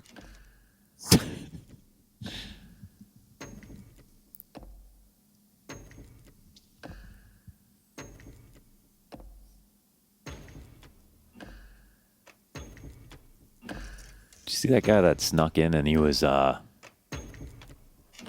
he faked being good at sign language, and then he ended up doing sign language for like Obama. He just like got to stand behind That's him. crazy, man. That's kind of messed up. It's super messed up because the people that were relying on him. How did he get that job?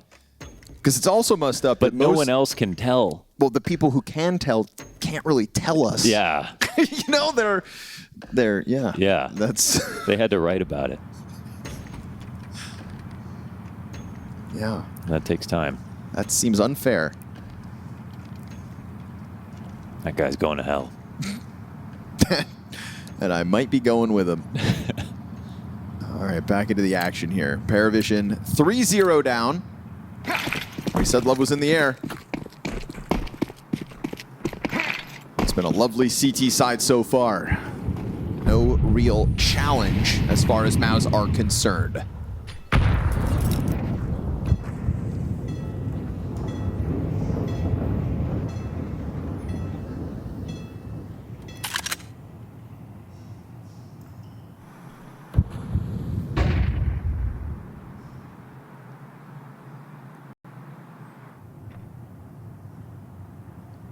Not willing to go for any kind of forward expedition here in the fourth. This is MOUZ just... This is a dangerous setup. I mean, MOUZ are smart though. They're starting to push forward a little bit. Spinks usually doesn't mess these situations up. Yeah, he got the info and got the ball back. Just looking to get out of here with the utility coverage. Prefers this angle for the fight. It's a one and done as far as his impact goes, and torzsi will not miss. That has been a big difference since map 1. Well, now he's got an AK breathing down his neck, and so he will be bested. A chance for the bomb plant. More kills in this one than you'd expect. And a real crazy plan. Hits out in the open, just to the right of default.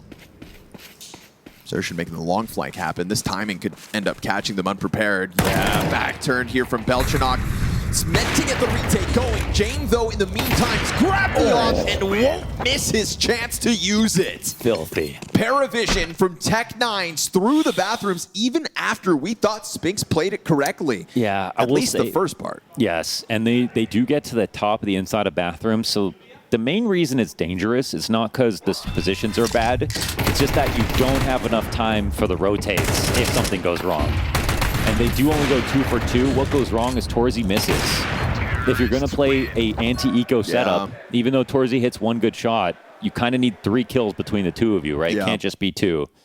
So they did open the door for something to go badly there, because the B guys, they're going to need 6 seconds or so to get back up the stairs, get to fight from CT.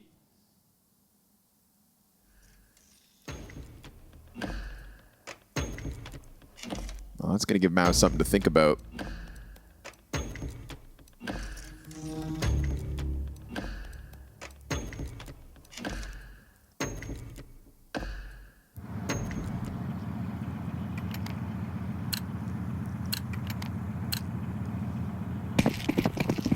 It's actually Brollan was, when he played on NIP, was the one guy I didn't doubt when they would play the ultra passive setups, where he could just sit there on that signpost and get a 3K every round. He was so good at it.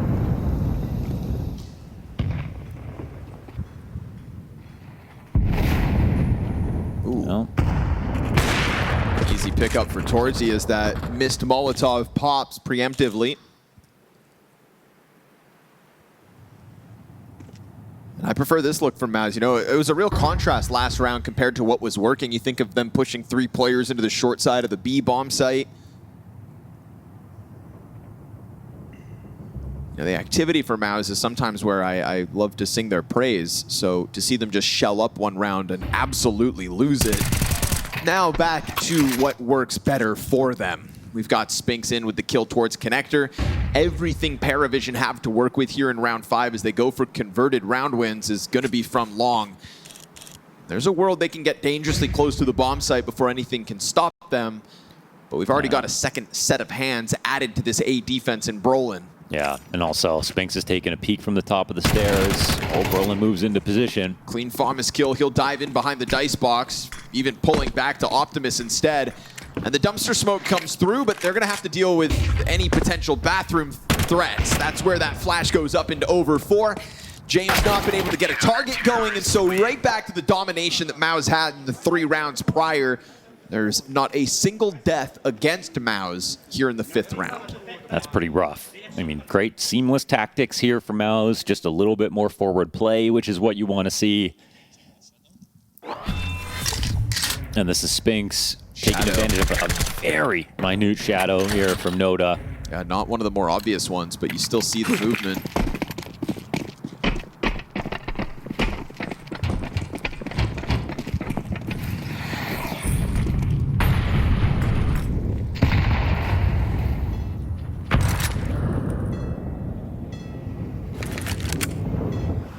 Suddenly, PARIVISION going to feel queasy off this prospect. AK-4's yellow, and we've got Tech-9s around him. And it's Spinks' job to give torzsi more chances to play forward, so he has more shots in the round. Oh, wait a second. Oh, that's crazy. Yeah, somebody should have that, right? Instead, Spinks now AK's at bat. Nota picks it up off Zello, gets the 2 kills with it. And of course, they're just going to stampede into this A bomb site. That was a very Yikes. late timing for torzsi to be sitting there. They walked the entire way up the blue. AK grabbed for Sway, Belchanok dead, so at least that's one AK back on the ground. It is recoverable. There's flank. Zershin who's coming in slow, though. Jame is even slower, up from the B bomb site, flanking these CTs on Dumpster. Yeah, Oh, James man, about to yeah. walk up these stairs, and he's going to find backs turned to him for sure. They might run at him with knives out when they can't retake this. Even as they've gotten closer to that bomb, James just waiting for the perfect moment to hit, and Sway's going to make it all the easier by straight up killing Jimmy. Put on ice. Free guns to be grabbed. MOUZ floating outside of the bathrooms 2 times now. This A setup has cost them. That was strange because it was like of torzsi's own volition that he stood there. I mean, maybe he wanted Spinks to be Watching top connector. watching top connector. I can't imagine he'd be this wide if, you know, not for the thought that in the back of his head, Spinks has this covered. But Spinks was so far away from it, I wonder, you know, did he just think he had the right read, that they were going to try to walk out? No, I'm not sure. I just don't know what else Spinks was doing, because he was on like the flower box, right? Yeah, And he could have been watching it for checking sure. long at all. That's he right. He was facing forward, and he didn't throw any utility either. So it's kind of like, what is that gap? Yeah, that's inexplicable. Sometimes maybe just, you know, one step too far back, but I mean, you feels like had one job, and that would have been holding top connector. But even if he was holding it from back there, he has to hit a rifle headshot, or Right. torzsi's dead anyways. So I mean, shout out torzsi for reacting to the first guy anyways, right? He bests Yeah. the AK. It's just really a props to Nota for picking up that gun and then getting the 2 kills that needed to move PARIVISION forward. So moving forward through this half, PARIVISION only trailing by 2. On a T side of Overpass, you've had the money of MOUZ on the line all these rounds, and Nota will find another instant headshot out through top connector. This time Spinks the victim as torzsi leans back on the bomb site, but this is so much space yet again for PARIVISION to threaten the A site. yeah, he's a demon. And now, I mean, torzsi tried to play a little aggressive last round. Support's coming in a little slower. PARIVISION actually have enough time to change up and go B if they wanted to get really crazy, but they don't have anyone over there. They're going to commit to this. torzsi's got the trade, but it costs him another teammate. Back-to-back multi-frags here for Nota. And torzsi, hearing the commitment coming through from bathroom, still has another teammate to play off of. Zershin in with a double kill of his own.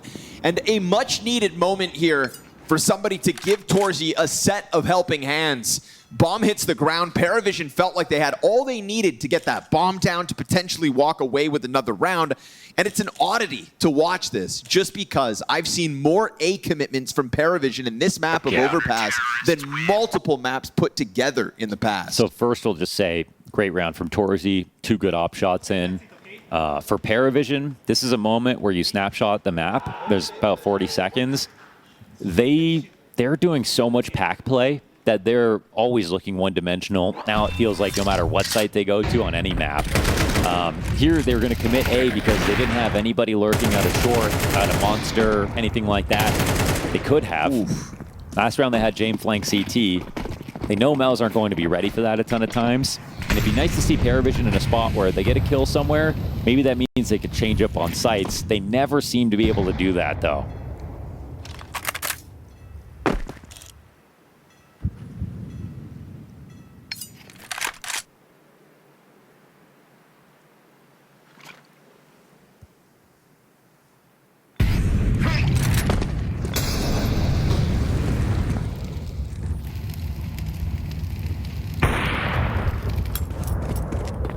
That's Jame down. That's a big win for torzsi.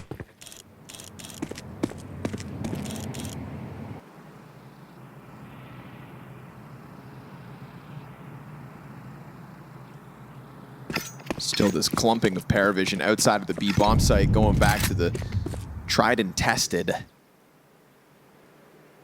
We've already got MOUZ just kind of crawling back into the site, trying to put themselves in position with this three-player strong setup. Flashes find their marks to perfection, and Brollan hits 2 shots, allowing Jimmy to come through. Not a single casualty, by God, not a single point of damage. So nice. Wow. I mean, it's the flashes again with these guys. They're so well placed. It's always when T's are out in the open, never when they reach their cover or right before they're about to peak. It's always right when they're the most vulnerable. You see MOUZ capitalize on that every map. And it's really, it looks so effortless. It's very nice to watch, and it's actually hard to replicate. So got to give them tons of credit for that.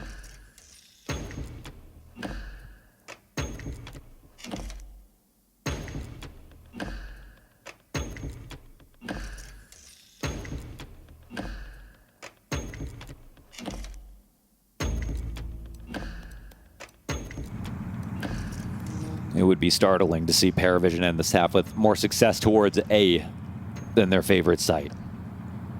I almost want to say it would be like a PARIVISION first. Always surprising us. For better or for worst.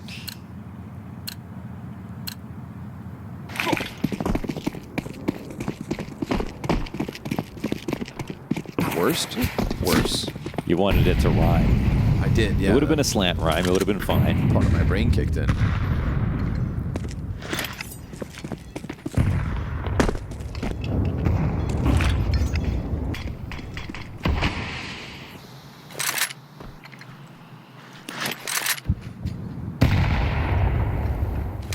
Trying to keep eyes on what has been this constantly blown open squeaky door. Yeah, and that's another way that if torzsi had kept that open angle that previous round, if they had this boost or the vision through short from B, or through blue from B, then they could have done that. It would have been fine. They would have kept an eye on that one sort of weak point. And that's a way that both sides can work together. Double nade here, no one on the wood wall. Ew, push down instead. Ooh, that one gets away from them. And for a defense that just held solid without taking a single point of damage, this time Tech9's tear through. It's not the first time in this half either that the Tech9s get the better of it. So even with the nades not finding their mark, that player pushed into the monster smoke goes down with nothing. Kind of awkward as the players flood to his left and right. Yeah, and he tried to play right in front of where they would flash, so he didn't get blinded. But I think they might have right-clicked the flash behind them as they entered. Either way, he was ate it totally. So given a bit of space to get close to that B site, PARIVISION reverting back to what they know does work. And even after the round prior that did not go well at all, they still, with less, approach the same bomb site and pull it off. Terrorists win. Feels to me like PARIVISION are just going to go B for the rest of this half now.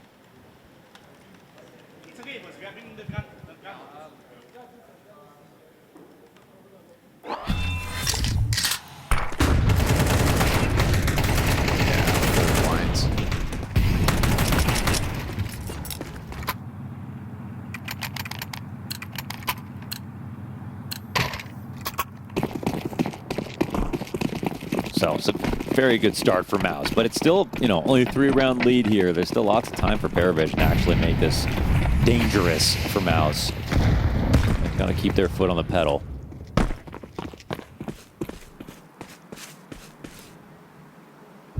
And a new look over towards A. Doubled up on long.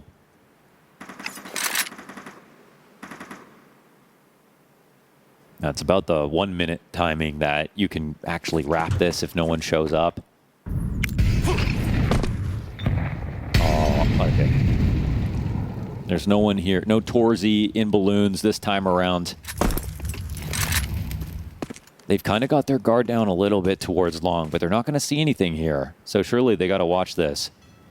I'm telling you, that push is about to come.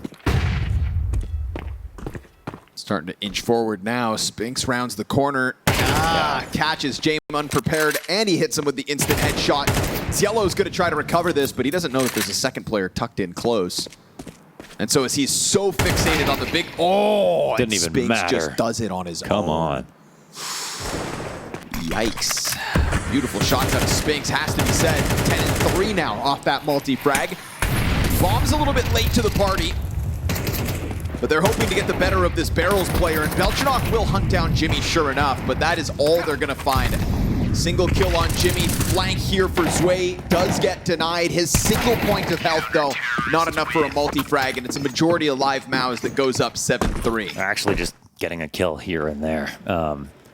That's not enough, man. MOUZ looked too solid. And long going totally unchecked, and that timing getting left open. Bad shot, wow. Right, yeah.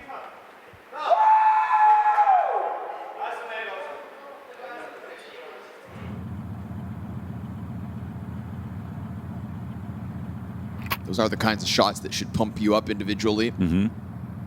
Spinks feeling like an animal.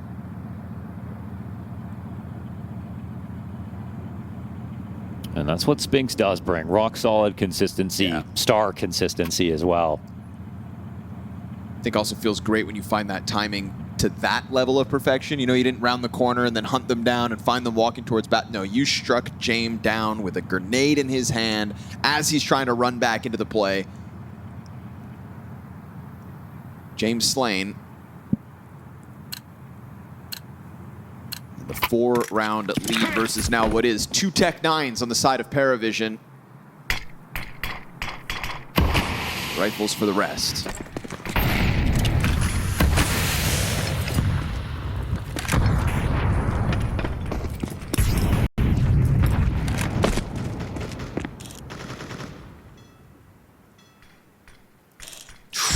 Nice pop-up, Jame. Just walks underneath Torzi's angle. Just to displace his aim a touch, just enough. Goes 1 foot wide.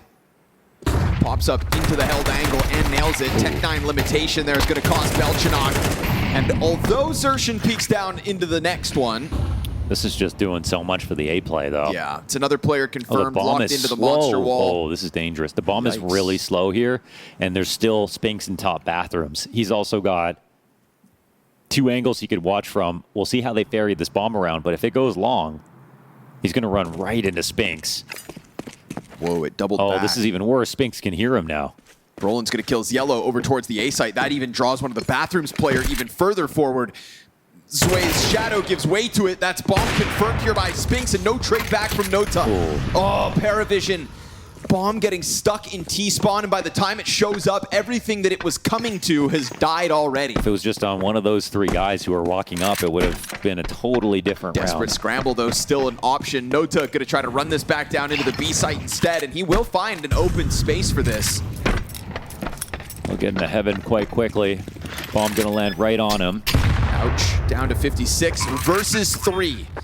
Jimmy first on the scene. Brollan right behind him. Another nade comes through. That one no damage, but it's fine. Jimmy ends up finishing it himself. And PARIVISION, waiting for that bomb to show up, just lets MOUZ go big enough to find yet another round. 8-3. Turning into a bit of a masterclass here, if not for that one blemish on the B rush and the A rush. Like every other hard round, they've made look easy.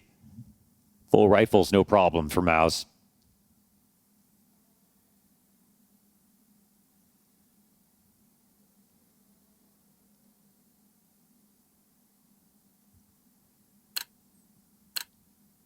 There's been a couple of lackluster rounds for PARIVISION, but like now we're getting into like mistake territory. Yeah.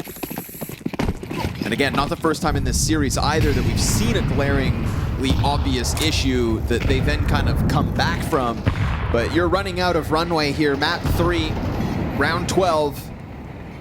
A 3-side T-side, not ideal. Xerxin able to peek into that, dodges the flashes. No double nade for the half wall this time around. No real short control for PARIVISION either. Bomb kind of stuffed on that half of it all. And so a deviation from the norm of PARIVISION's Overpass T-side. It's not as constant as a B-site threat. And it's one that opens the door maybe for some hiccups. Some small issues that compound and offer MOUZ a 9-round CT side.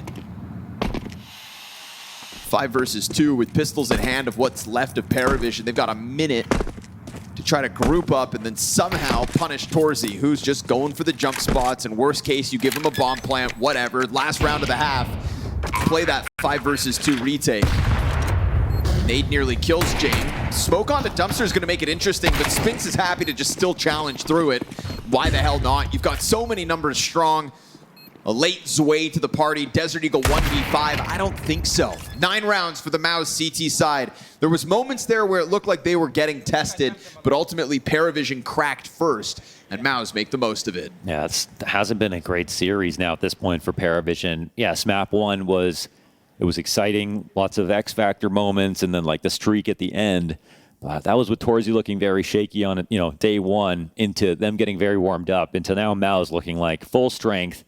The tactics are amazing. None of the shots they're hitting have to be hard because their setups are so good. The flashes are so good. It's just nice and easy. Like it feels like PARIVISION have no idea what they can do right now except rush. Switching over will be, will feel great for PARIVISION for sure. But it's not like MOUZ are going to fall off significantly when we get to T side for them.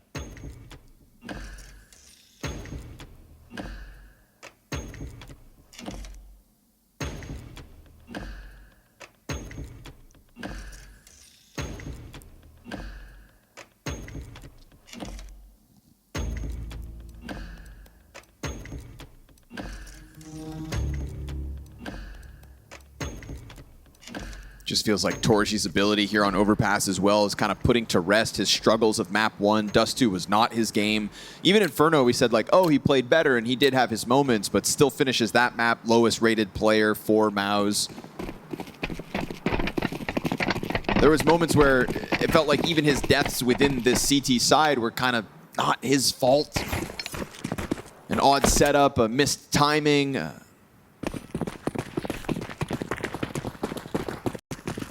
Maybe he is complicit in some of those issues, but 10-5 nonetheless.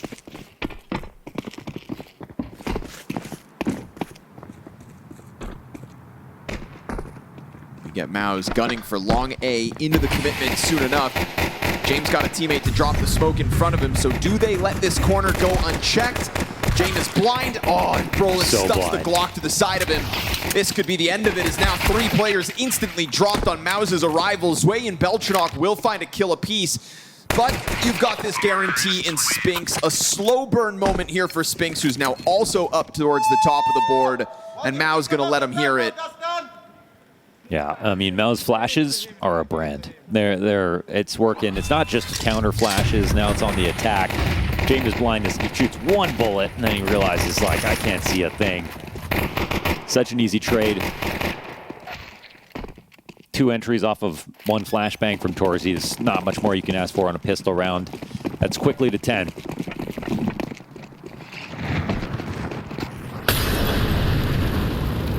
Everyone on MOUZ with 10 or more kills. Yeah.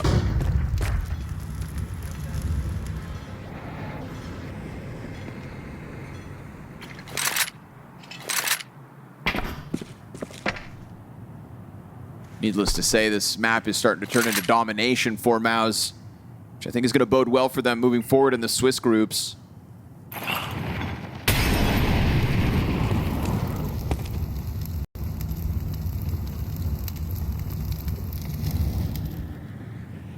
We've already gotten an unlikely candidate moving forward with opening game wins. I'm talking about FUT beating Aurora over on the B stream.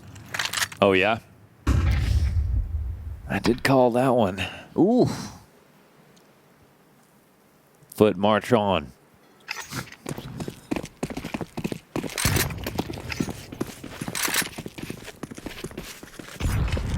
I mean, we've seen what they can do, and they're the new threat. It's funny because we thought it was really PARIVISION. Turns out there's more. No, they're the old dogs now. They've already won an event. I mean, hungry challengers all over the place right now. These hungry players, though, don't have much to work with. 5-7 and a few pieces of utility. Forced by situation for PARIVISION as they can feel this game slipping away, and unfortunately, you know, it's the do or die situation that Overpass can present. You have a bad first half as a team on T side and their hands are just tied. They'll be lucky to walk away with this still 4-player situation, keeping the 5-7s for the next one, the Kevlar that comes with it. Maybe I'm writing it off too early because Spinks is on the hunt. Oh, that's Nota. He had 3 grenades as well. Yeah, that's a grand. Save that was set up is now starting to go up in smoke alongside it, as is your hope of making this series competitive. 11-3 guaranteed for MOUZ. And it's just the sheer frags. That's just a huge issue. Across the board, Yeah. all the frags, the confidence that's coming with it. MOUZ starting to chirp over it.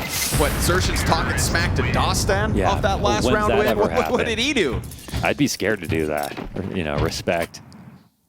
Next thing you know, we'll have MOUZ moving forward into the 1-0 pool to kick off Cluj. Reigning, defending Cluj-Napoca champions. That's right. You know, we want to And we saw PARIVISION. how hype this event was last year. Oh, yeah. This crowd was phenomenal. I think especially for expectations, you know, people were happy to come back to Cluj, but we weren't quite sure what kind of crowd would turn out, considering it was a non-major. Knocked our socks Been off. like 10 years, yeah. So when we saw that mouse pad, that's when we knew. Now PGL got themselves a flagship. This one's got all the bells and whistles. Most importantly, the best teams in the world Oh, here boy. and competing out of the gate. MOUZ want to be one of those teams yet again, and seemingly will be. But Nota trying to extend play, heavy bodies inside of Connector. Looking for the gun, as we'll give MOUZ a chance to take map control in the meantime. I mean, they're rerouting out of Con, not even coming back up towards A. So they're going to take the long route while Exertion just over top of them can walk up, take all this space. And as they fan out, it'll only be 2 players here. Look again at the guns. That's not going to be enough to stop this. They did put up good site defenses back on Dust2. It just feels like a different beast right now. And they're just not really ready for anything. I don't think they're mentally in this anymore. Good flash, but so be it. You've got Brollan in the backdrop. You've got 3 players, even with 2 blind. Brollan's going to find the headshot that Galil wasn't able to do enough. And now this FAMAS tries to slide out through Optimus. That will catch them off. Zway finding his 5th frag of the map. And Belchinok's going to find a back turn to him. Oh! Ay, ay, ay. They're just careful. They've Yeah, got they knew. everything. Every T crossed, every I dotted. Oh, they knew. Yeah. They could sense something was up. They figure it out, and that's their 12th round secured. 9 map and match points here for MOUZ.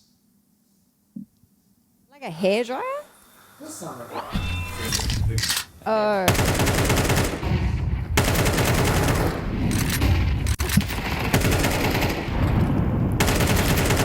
Man, there's no problems. There's nothing bad to say about MOUZ right now. It's just looking fantastic, which gets me excited about how much damage they can do now versus other top teams, but also a little bit worried. PARIVISION, they're kind of just at the start of their, comeuppance after a tournament when you expect a bit more than this now. And that's something Dust2 was worried about. He didn't want to have expectations. He wanted to be an underdog. He came into the green room and said, don't overhype us because we won. And I said, Dust2, that's the first thing we're going to do next turn. Of course, that is what we do. We're snake oil salesmen. But it's not snake oil. PARIVISION were the real deal. But struggles in Krakow and a couple of very flat maps now versus MOUZ. And suddenly you start scratching your head and wondering, like, well, what is the issue? Where is the issue? Where is that? I mean, today on Overpass, I'm just thinking to myself, like, did PARIVISION get into their own heads and try to change up what has been a successful game plan with all the B commitments of the past? Unfortunately, I think we're seeing a lot of similar stuff that used to work. Right. It just isn't anymore. Well, right now we get this big group up of players inside of the B site. We're going to have a clash here, and it's either going to end with PARIVISION extending play on Overpass or MOUZ putting this one to bed. Swing into the dice, and that is going to be Yellow's first. But Xerxion on the trade frag. FAMAS good for 1. Nota makes it a double kill, and a late, long play cheats through the smoke. Ooh, that's Nota on a single point of health. Galil easy, gonna clean it up. Oh, Jame goes wide right into that stream of bullets. Now the utility to just block off Belchinok. He's not able to stop the bomb plant. He will still find torzsi, but that's all he's gonna get. MOUZ making mincemeat of the PARIVISION Overpass challenge. I call it a challenge. It wasn't one of much. 13-3 to end this series, and your reigning, defending Cluj champions move on to the 1-0 pool. I mean, just to reiterate what Scorny said there, it was mincemeat of PARIVISION. Such a convincing map win.